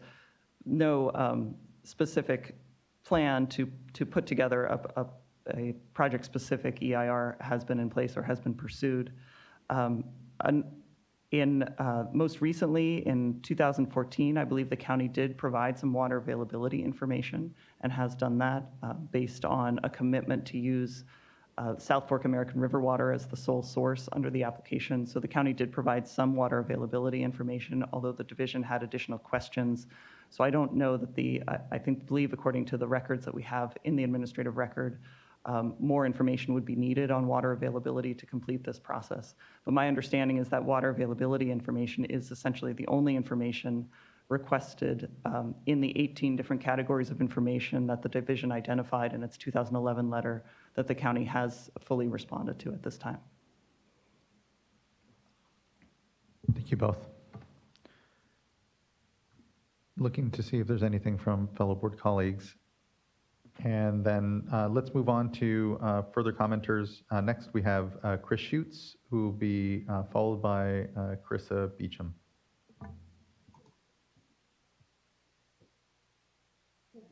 Good morning. It still is morning. Board members, Chair Esquivel, Vice Chair Diadamo, and board members. Chris Schutz for the California Sport Fishing Protection Alliance. I'm going to keep my comments brief. It's really hard to respond to Mr. Zadar's sort of re-litigation of the entire record. I'd like to point out, first of all, that my organization is not a heavyweight in the sense that Mr. Zadar claimed. We're simply a public interest, non-governmental organization that's trying to defend the integrity of the water rights process in this case. I'd like to commend Ms. Kenzie for her thorough analysis.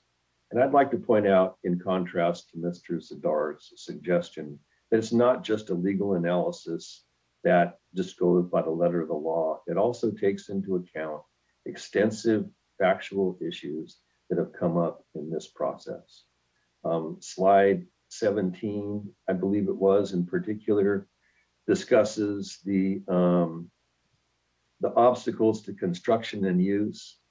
The fact is that this is not even a high priority project for the county. It's not cost effective. There are other things that they've identified in their groundwater sustainability plan that are more cost effective and much farther on the way to getting going. Again, in contrast to Mr. Zadar, they have a pending application also stemming from 30 years ago for water from the McCollum River for high flows that would be immensely more cost effective for the county to put to use. I believe that the Joint Groundwater Sustainability Agency just adopted a plan to finance pursuit of that application. That makes, to me, a huge amount more sense than trying to export water from another watershed through facilities owned by somebody else at probably 4 or 5 times the cost, facilities which moreover they haven't received ability or authorization to use. Regarding the injustice kind of issue, in our brief, CSPA went through the claimed cases of how the water board had misdirected or misled or not followed through in its promises or requests, or however they're characterized by the county. And it was in my opinion, generous interpretation on the county's part of sort of dicta in various water rights orders that we document one by one and answer. And the injustice on the water rights level in any case is not founded. And if there's questions, I suggest that the water board review CSPA's closing brief. In summary, this one's really not close. It's been 30 years. There have been so many failures to perform. It's not a high priority project. It's not cost effective. There really hasn't been any significant effort to do any project specific activities. All the activities discussed are preconditions or programmatic issues or things like that. And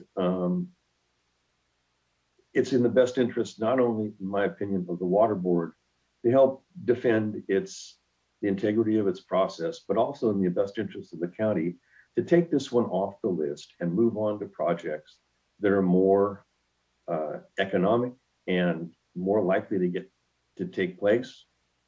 And frankly, CSPA is willing and able to help the county navigate some of the issues that they may have with some of these projects. I've reached out a number of times over the last decade to try to advance some of those things and haven't gotten much of an affirmative answer. I request that the board cancel and or deny this permit. Let's finish it once and for all and move on to projects that are more likely to achieve the needs of the county. Thanks very much. Thank you, Mr. Schutz. Appreciate your time and engagement on this issue, and I know on others as well. Thanks for addressing the board. Next, I'd like to call up Carissa Beecham, who will be followed by Rebecca Ackroyd. Good morning, Chair Esquivel and board members. Carissa Beecham, outside counsel for San Luis and Delta Mendota Water Authority. A lot has been said this morning, so I will happily announce that we have no additional comments to add. If Ms. Ackroyd is not, I know she was going to be observing this morning, but if she's not on the line, she is not likely to have further comments either. Thank you. I appreciate that. Ms. Ackroyd, is Ms. Ackroyd on the platform? Okay. She is not. Okay, thank you. Then let's move on to Dan Kelly, who will be followed by Brian Paulson. And rounding us out, I believe, will be Aaron Ferguson. Board Member Esquivel and board members, thank you. Appreciate your time today. I want to maybe back up a little bit and make sure that everybody kind of puts this in context. There was a noticed hearing that happened.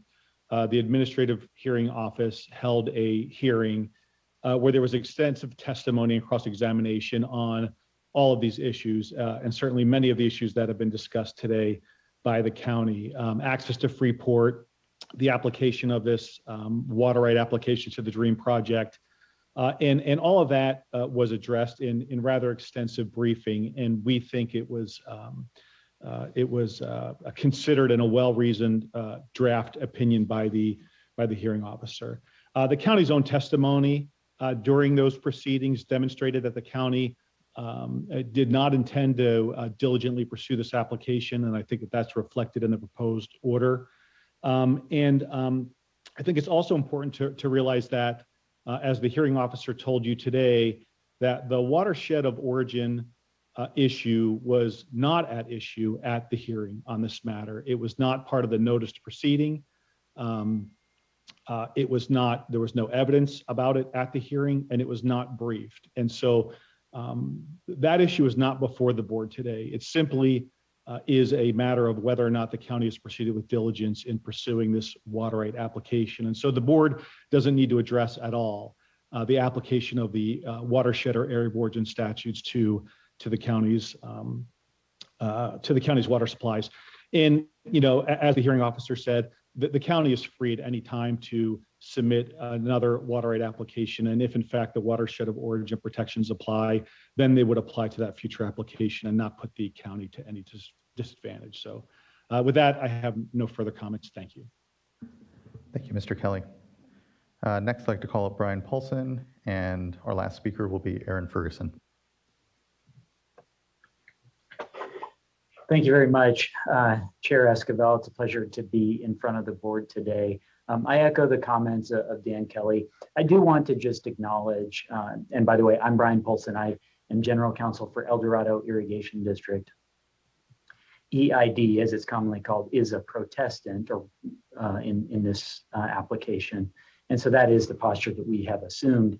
I do want to acknowledge, working for a public water agency myself, much like Mr. Zadar, I do want to commend him for his persuasive testimony today, as well as to acknowledge the work that he and his colleagues have put into the application over the years. Having said that, I echo the comments of Mr. Kelly just provided. And the only thing I would add to that is an acknowledgement that I think as a representative of a water agency, I feel compelled to make, and that is that if the statutes 1276 and 1335 and the diligence requirements of those statutes, as well as the code of regulation at issue here, are to mean anything, then I think it's important to cancel the application, as has been.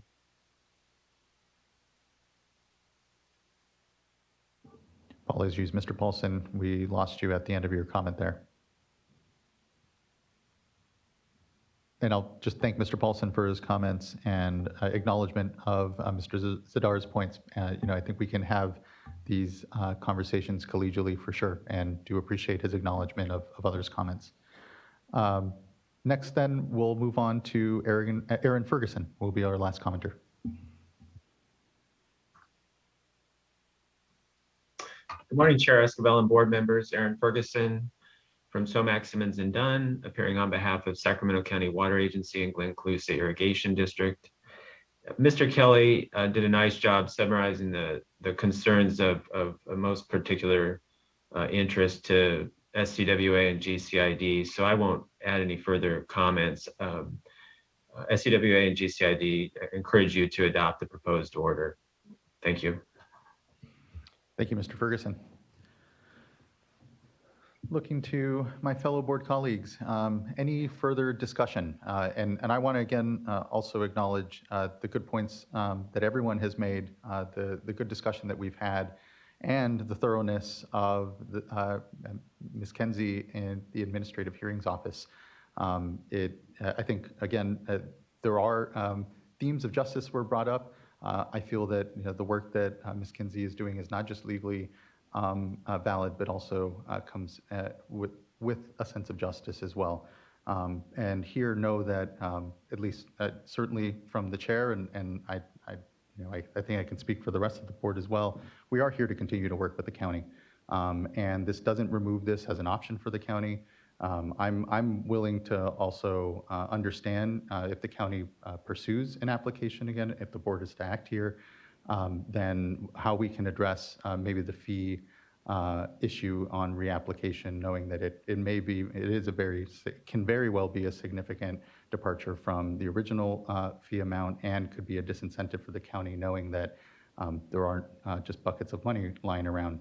But I think that we're here, again, to be partners, to provide technical assistance and open to figuring out how we better help the county refine, understand what its project may be, and be successful for the board. But I think when it comes to this decision, I'm pretty comfortable that unfortunately the diligence hasn't been shown, and we do need to be able to be working through our water rights system and pending applications like this.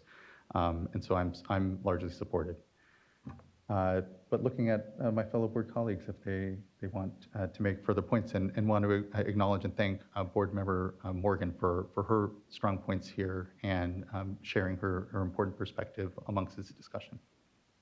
Thank you, Chair Escobar. I think that was very well said. I don't really have anything further to add, but just want to make sure that the county realizes that we've taken this very seriously. The order is lengthy. It goes through the history. I very much, I didn't go in with an opinion one way or the other. I felt that it was an opportunity to better understand, first of all, the legal requirements of due diligence, the opportunity for a good cause in order to request an extension.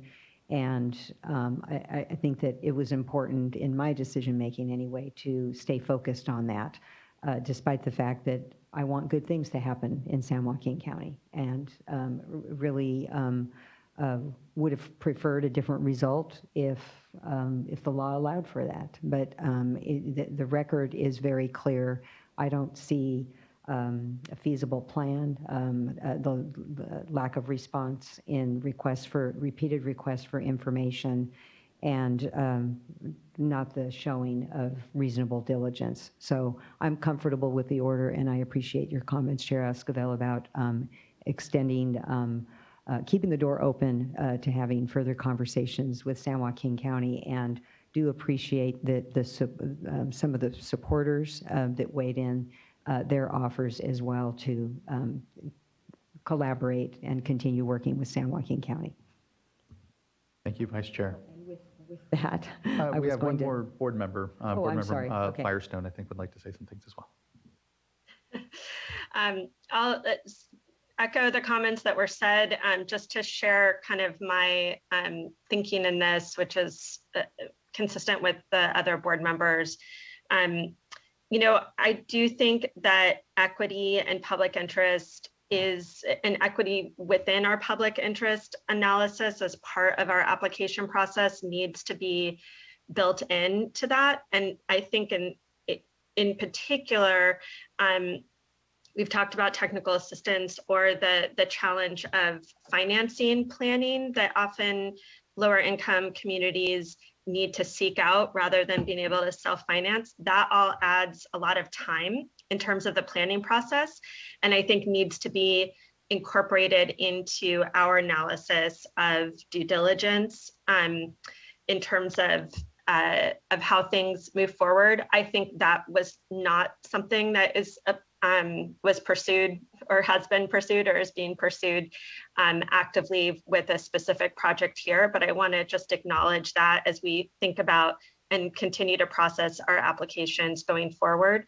I also think that the idea of public interest from the standpoint of prioritizing and allowing time for regional planning projects that do take time, whether it's GSPs or IRWMs, these regional collaborative planning projects. To do that collaboration and regional planning takes more time. And I think as we look at, again, how we consider public interest in the application process, especially in the consideration around priority and due diligence, those are policy considerations we just need to be really cognizant and intentional about. I do agree. I think in this case, there isn't the due diligence, there isn't a project that is ready to move forward within our process and appropriate to move forward as an application at this point. There isn't prejudice, so something can be submitted in the future. And I think that, as everyone has said, we are very open and welcome and will look at what additional assistance we can provide to help make sure that good regional projects that pursue the public interest and help particularly low-income communities and communities get to resiliency are able to move forward diligently within our process. So appreciate the time of everyone today, but I again also am supportive of this decision. Thank you, board member, for the good points. Board member Morgan, anything further you'd like to say? Yep, I don't have anything further. Board Member Firestone summed it up well. I think just again, just in the future as we are looking at these, just to take into account just my ask for staff is just to take into account some of the other factors, especially with communities that disadvantaged communities and communities that serve low-income families, so that we can just have that broader perspective, and where appropriate, we can have provide that technical assistance early on within a process. Here today, I am supportive and ready to make a motion if we're ready to do so. Thank you, board member. I think we are. Okay, I'll make a motion to adopt.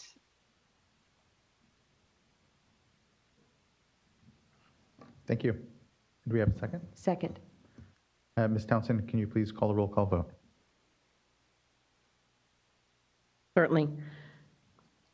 Board Member Morgan? Aye. Vice Chair Diadamo? Aye. Board Member Firestone? Aye. Chair Esquivel? Aye. Thank you. Thank you as well. And the item is adopted. I appreciate everyone's engagement around this. And thank you again to Board Member Morgan. I think what I would like to see as some follow-up, and we can have further discussion, is just technical assistance is such a critical part of our drinking water work, our wastewater work. So much of the good work we're doing in up and down the state. Here, to my mind, as we continue to have additional resources in the water rights space, have really important discussions, similarly thinking about how we structure technical assistance in the water rights space, I think will be helpful. And what I feel fortunate for is the leadership of the administration, the legislature here for considering additional resources and providing them to the board to work within the water rights space. And so, again, Board Member Morgan, you highlighting on the technical assistance side is really appreciated, and appreciate everyone's time today on the item. Thank you. So that wraps up item 5 then and brings us to informational item number 6. We are at noon. I will note that given what we have left on the agenda, I'd like to go ahead and work our way through it, and then we'll just end at that point and be able to depart for lunch. So let's go ahead and move then to item number 6, which is a report on our wastewater arrearages program. Thank you again, Ms. Kinsey.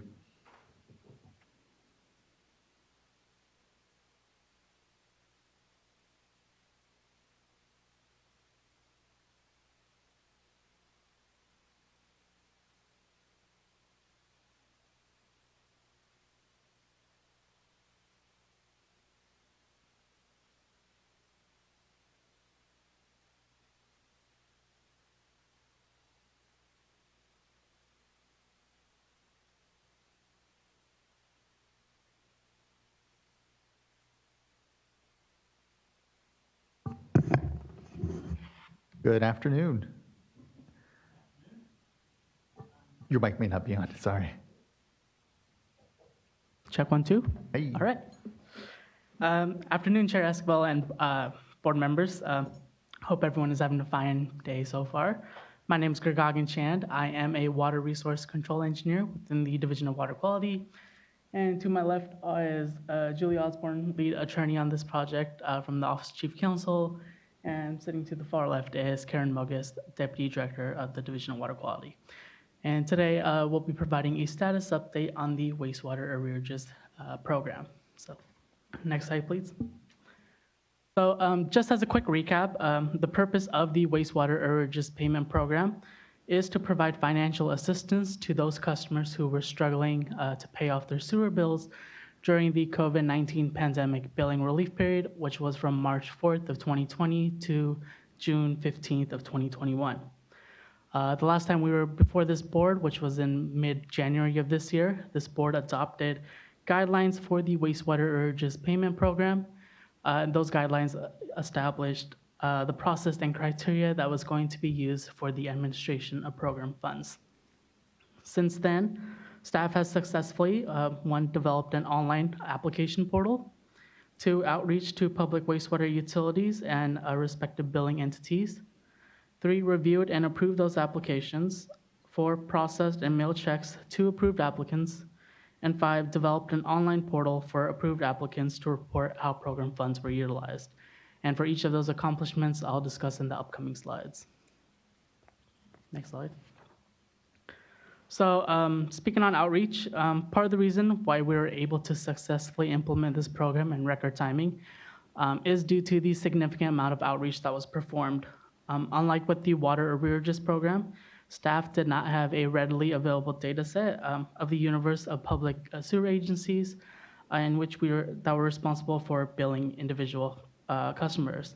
And that's partly due to the varying complex billing structures that exist within the world of wastewater. So as a result, in order to spread awareness of this program to as many entities and to as many people as possible, staff utilized a 2-prong approach in terms of outreach. One that was specifically geared towards sewer utilities and billing entities, and the other one towards the general public. Next slide. So when it came to spreading awareness of the program to sewer utilities and billing entities, staff sent upwards of 1,800 postcards to a mix of public water and wastewater utilities, and sent email notifications to over 1,000 public entities that were involved in some way in the collection of or treatment or disposal of wastewater. We also leveraged the relationship that the regional water boards have with the regulated community to sort of establish a priority list of sewer utilities that staff would focus one-on-one outreach efforts with, primarily through phone calls. Many of these priority utilities were ones that may have been located within small or disadvantaged communities, or they may have had a history of non-compliance with their respective discharge permits and therefore warranted the additional outreach. We were also able to collaborate with many of the major sanitation agency and local government associations throughout the state.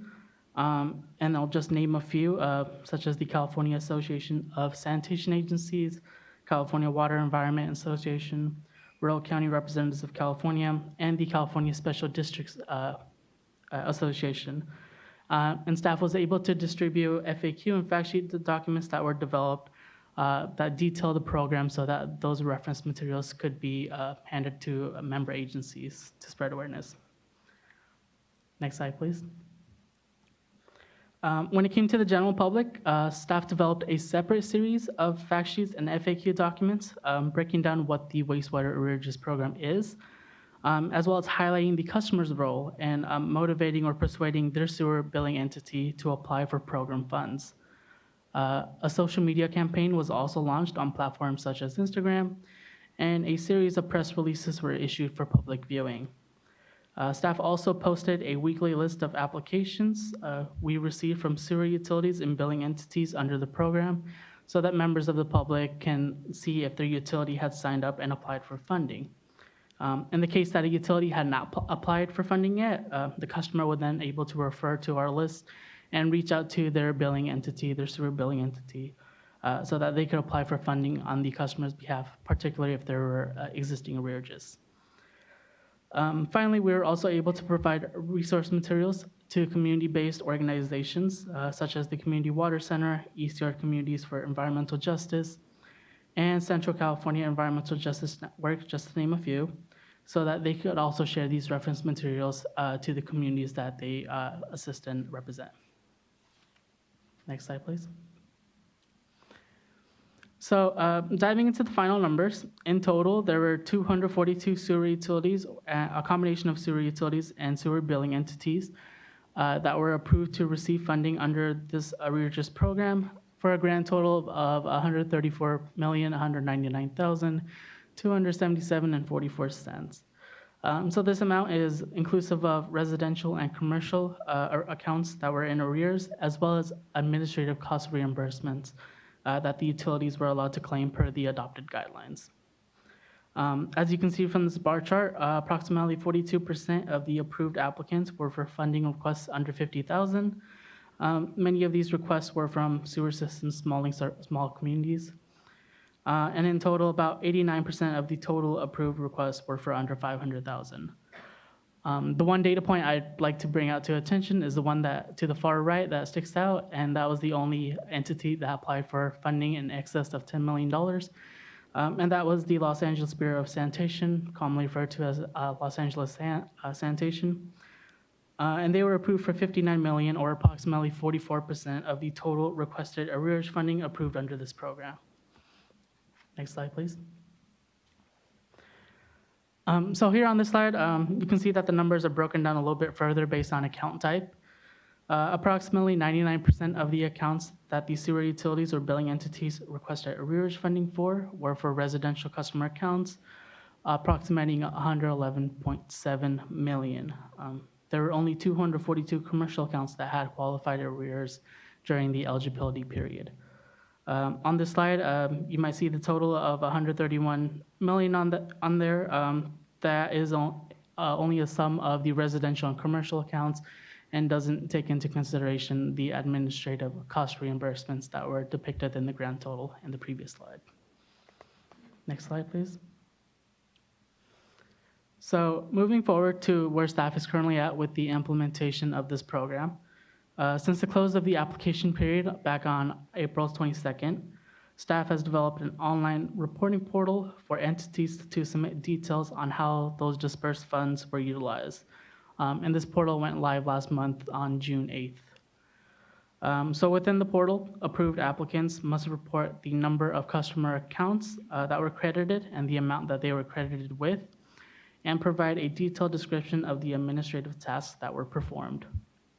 Per the adopted guidelines, sewer utilities have 6 months from the time that they received their arrearage funding check from the State Water Board to submit these reporting requirements and to remit any unused funds back to the state. Checks were issued and distributed to approved applicants as early as March to as late as June 30th, depending on when the utility's application came through and was approved.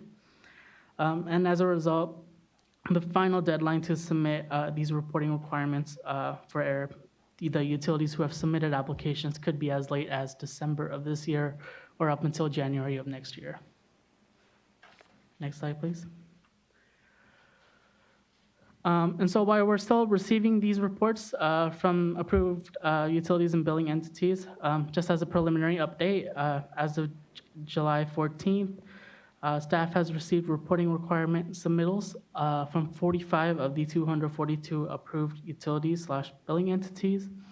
And out of these 45 submittals, 27 entities have agreed to remit a combined $412,000 back to the State Water Board in unused funds. The return of unused funds is from a mixture of publicly owned treatment works, or POTWs, as well as cities or counties that act as the legal billing entity on behalf of these POTWs.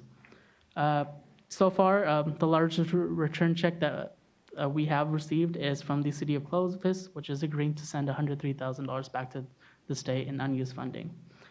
The primary reason why some entities are sending back money to the water boards is that because many of the customers have paid down their arrearage debt since the time that the entities applied and were approved for funding, which could have been as early as March, till the time that the credits were finally applied to the customer accounts, which could have been anytime in June. So since these paid down accounts no longer qualify for funding, just because there's no more existing debt. Other reasons that the utilities have cited within the reports for returning back unused funds is that during the initial application phase, there might have been some duplicative accounts or typographical errors that may have occurred, and these were eventually found to be invalid. And finally, in the incoming months, staff plans to ramp up outreach efforts to the remaining utilities that have yet to submit their reports, and staff is intending to follow up either through email reminders or phone call conversations as necessary. Next slide, please. And so that was a quick summary of the list of accomplishments that staff has undergone while implementing this program. The next couple of slides, I'll go into a brief description of some of the findings, or I guess lessons learned, that were identified while implementing this program. Next slide, please. So one of the challenges I alluded to earlier in our discussion are the varying complex billing structures that exist within the world of wastewater. So unlike with community water systems, there's not really a one-to-one relationship between the wastewater system and the final entity that bills for wastewater services. Specifically for wastewater, the State Water Board is also not equipped with the mandate to track the legal entity that bills for wastewater services, as the Water Board's primary responsibility is to regulate only the discharge that occurs from publicly owned treatment works or sanitary sewer systems, and not necessarily the entity who bills for such services. Additionally, we also found that many of the regulated POTWs are not the ones that bill their customers. You can have scenarios where there's one billing entity for multiple POTWs, and this was a system that we saw within Los Angeles Sanitation. Or there's multiple billing entities for a single wastewater treatment plant, and that was the system that was found locally here with Sacramento Regional Sanitation. Next slide, please. And so another finding that staff identified that was, I guess, completely unintentional in nature was the potential windfall for property owners or landlords that they may have experienced under this program. Based on concerns staff received through emails and phone calls from the public, staff realized that many renters paid water and sewer charges directly to the property owner as part of their rent. This detail was not captured in both the State Water Board's water and wastewater arrearages program, as well as with other COVID-19 relief programs implemented by other governmental agencies, such as the ones with the California Department of Community Services and Development. So per statute, all these COVID-19 financial relief programs are based on the actual billed customer debt, which would often be under the property owner's name and not the tenant. As the result, property owners who had qualified arrearages were reimbursed under this program, but there's no way in guaranteeing or determining if those savings were later passed on to the end tenant. Next slide, please. And so finally, another challenge that staff encountered was related to the timing for eligible arrearages under the COVID-19 billing relief period. So although staff was able to stand up this program at record pace, the gap in time from the end of the COVID-19 billing eligibility period of June 15 of 2021 to the time that the wastewater application period opened in February 1st of 2022 to the period when checks were finally distributed and approved to entities as early as March and April was such that customers had already paid down their debt, and especially in cases where the sewer bills were tied to the customer's property taxes. We also ran into the scenario that if a customer did pay off some of their sewer debt during that time, the amount would be applied to the oldest existing debt, which would be the debt that existed during the eligibility period. So as a result, even if a customer has sewer debt after the eligibility period, it would no longer qualify and they can no longer take advantage for the funding under this program, despite doing their due diligence and paying down some of their debt. Next slide, please.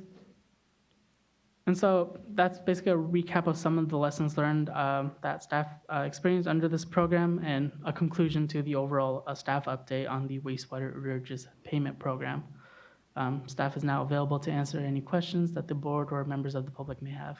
Thank you for your time. Thank you. Just so incredibly impressed by this effort.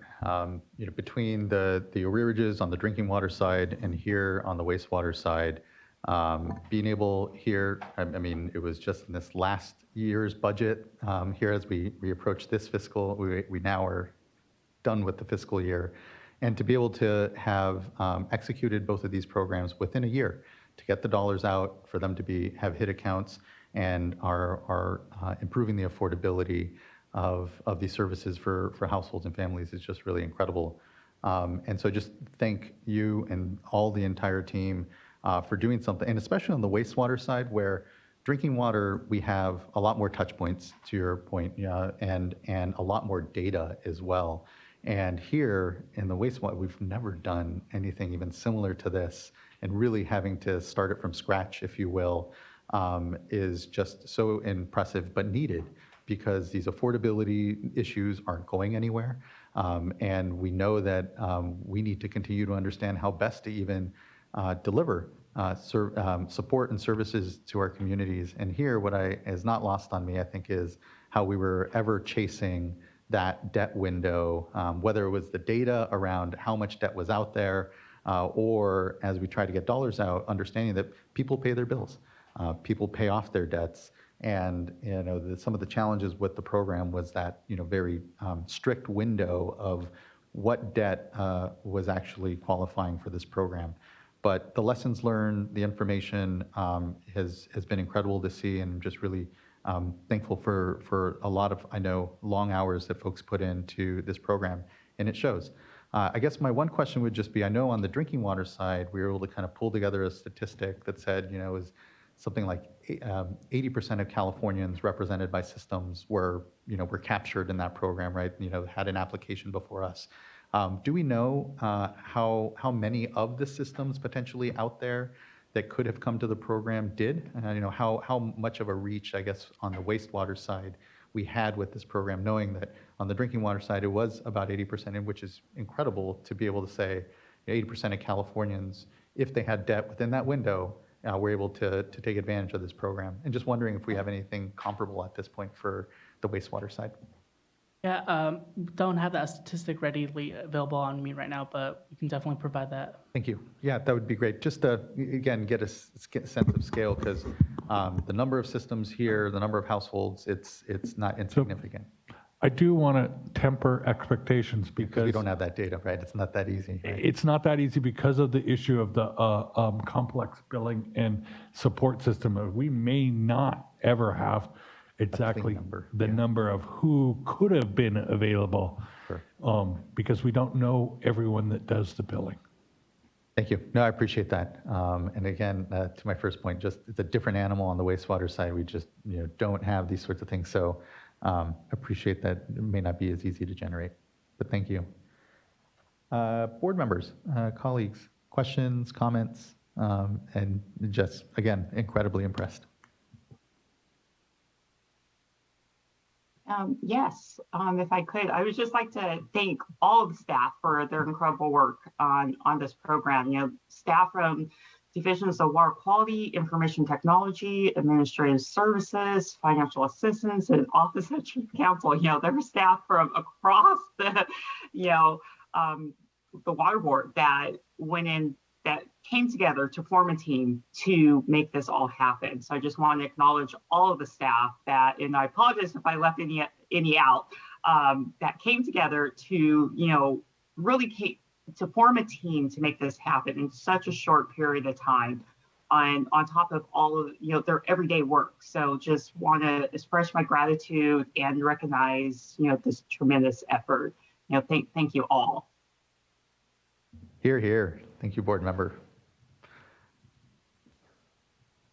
I'll add to that thanks and recognition that both of you have already said, and just incredibly impressed, and also grateful, and just recognizing the kind of problem solving that staff are doing on a very short time frame for something we've never done before. This is really unprecedented nationally, but certainly in our state, to do anything like this in terms of assistance for wastewater in particular. So there was a lot of learning, a lot of creative problem solving, as I said. Really appreciate you all pulling some of those big lessons learned out. An indication here of just that there's an ongoing need for low-income ratepayer assistance for both drinking water and wastewater. The COVID short time period isn't the only affordability challenge that folks face in this state. And unlike other utilities where we have ongoing low-income ratepayer assistance programs, we don't have anything like that on a statewide basis, as we all know, for drinking water or wastewater. And so just really hoping that we as a state can be helping to develop programs like this, and learn from the work we've done here to be able to navigate how those could be designed to reach folks most effectively. So thanks, everyone. Completely agree. And thank you, board member. This is just an informational item, so no vote or action. Again, just thank you, and look forward to what I know will be continued discussions around affordability, how we view and support our systems. And here it's exciting. This is the 50th anniversary of the Clean Water Act this year, and access to sanitation is so easily overlooked. It's underground, it's out of sight, it's out of mind, but it is increasingly, the affordability of it is challenged, the reinvestments we know we need to be making in the systems, and even the gaps in equity that just exist in the space. It's exciting to be able to have this program, to be able to work in this space, and for us to be able to develop better information to support our communities. So thank you again. Really appreciate this work. And Chair, if I could Please. make one final comment. As you noticed, the staff is still continuing to work on this, both on the wastewater and the drinking water. The less glamorous side is all the reporting that has to be done to document that the monies were spent in the proper way, and that that we are protecting the monies of the state when we're doing this, and that's going to continue for the next almost 6 months. We haven't finished the reporting on the drinking water side, even though their checks went out at the beginning of this year, and we still have many months on the wastewater side. So staff will still be working on this for the foreseeable future. Thank you for that. Really important to keep in mind. The work continues on for sure, and it's a good moment to acknowledge and celebrate, and thank though everyone for doing the continued work on the back end that does those really important things: protect public investment here and ensure there isn't fraud, waste, or abuse, and closing the loop. So appreciate that perspective. Thank you again. That wraps up then informational item number 6, and brings us to the last couple of items, both the board member report and our executive director's report. Board members, any reports that anyone would like to begin delivering? I'm going to look at my schedule quick.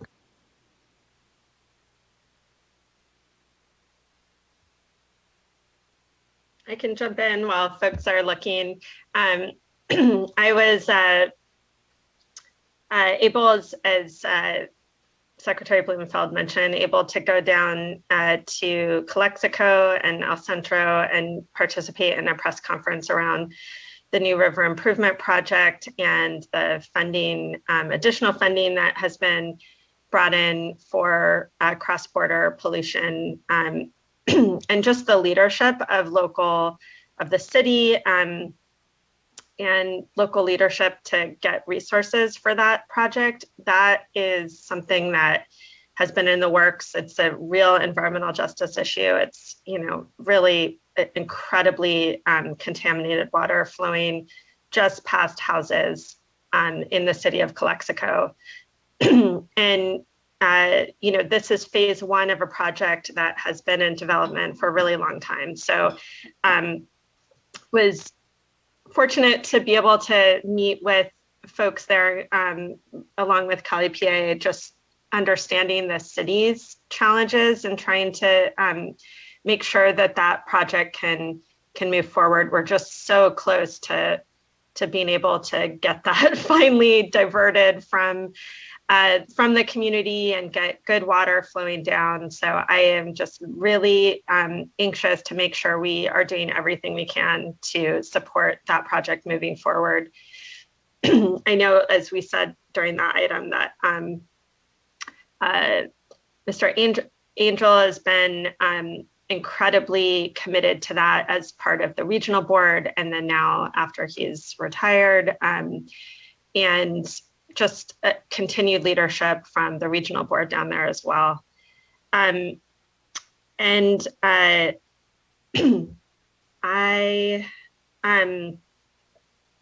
see, I had another one that now I'm blanking on. I think I know, I was able to meet with these Mandela Fellows that were part of a fellowship program. It's young professionals from a number of sub-Saharan African countries that are in the US meeting with representatives on a variety of topics related to the environment. So I was able to meet with that group of really impressive folks. Was able to follow up with some of the ones that are really focused on water, and just both the kind of learn about some of the similarities of we're all working around trying to figure out how to address binational and across countries water resources management, capture water, deal with dilapidated infrastructure, accessing rural communities, so many of the same things that we're dealing with, and I think opportunities to learn from. So just incredibly grateful that I could be part of that. And those were the two things I think I wanted to mention. Fantastic. Thank you, board member. Other reports? And, yeah. Yes, board member Morgan, please. Hi, sorry. I'll just note that I have an upcoming tour to the Tijuana River area to learn about and see firsthand more about the cross-border issues that are happening there and the associated projects. And so I'm really looking forward to that tour. And so that's the only thing I have to report this time. Great. Vice Chair, do you want to go?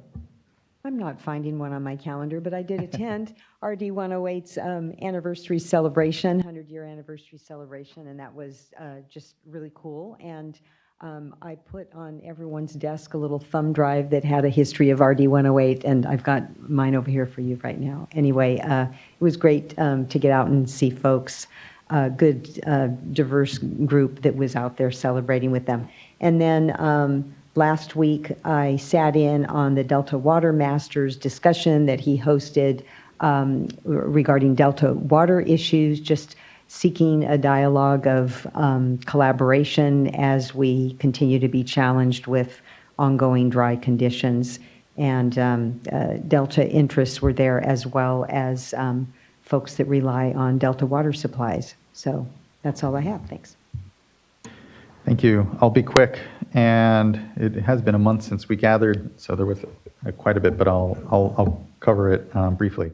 On June 15th and 17th, I was down in the LA region and did an event with the LA Department of Water and Power, along with the Cal Chamber, around conservation and the critical need to continue to conserve. It was not long at that point after, actually, I think Commissioner Touton made her remarks in DC just a few days prior to that. So it was good, and have been glad to see some early success here with, I think, early data showing, somewhere around 8.5% or so June conservation numbers. So anyway, that was a good event. And then on June 23rd, I was actually down in Menifee in Southern California with Eastern Municipal Water District and their Paris desalter. It was a groundbreaking, actually not groundbreaking, it was a valve turning. It was a ribbon cutting, but it was more valve turning. But there, it was Proposition 1 bond dollars that funded that in part. It was about a $22.5 million grant from the state board that really allowed that to come to fruition. It's desal, but it's groundwater, it's brackish groundwater, and again, comes at a really important time when these investments from previous bonds and from ongoing state funds and federal funds are really coming at an important point where we're really creating these more local supplies, weaning ourselves off of uncertain imported supplies, and was really great to see the leadership of everyone coming together for that project. On the 28th, I gave the keynote at the top, or the welcome actually. Bitta Becker from Cal EPA gave the keynote at our Water Data Science Symposium. Really appreciate everyone, Greg Gearhart, his team, everyone's yearly, this was the 5th year, I believe, of the symposium, and each year it keeps getting better. This year we're also doing a water data challenge as part of it, and the science, the data, the passion around these challenges and the opportunities to better leverage our decision making was obvious then, so just really appreciated that. And then on the 30th, I was part of the Regional Water Authority's coffee chat. And then on July 7th, I was at my Colorado River, virtually attending the Colorado River Basin Salinity Control Advisory Council, which I am a member of the forum. And then would just note, on Monday, I was actually in San Francisco with the Silicon Valley leadership group talking about conservation, and really appreciate Cal Water sponsoring that event. Had a good discussion on Monday. So there's my quick and brief overview, recap. That concludes board member reports and brings us to the executive director's report. Ms. Sobek, anything you'd like to highlight, say? No, thanks. I submitted the report. Happy to talk about it now or at any other time, but I'm good. Thanks. Always an incredible document, real complete compendium of all the ongoing things that the board is doing, and I would just appreciate everyone's work around it in your submittal. But board members, anything to comment on the executive director's report? I have a comment. It's actually maybe more related to board reports, but just that, was able to hear from some of the NGOs related to Salton Sea and concerns around the Colorado River negotiations, and how that, in terms of immediate drought negotiations, and how that will almost certainly impact Salton Sea water flowing into the sea. So I do hope that, we can, Chair Esquivel, we've already been fortunate to have the executive director for the Colorado board come, and just would be great to continue to have him soon and keep us in the loop on that. And also just to note, we, as we're looking at our continued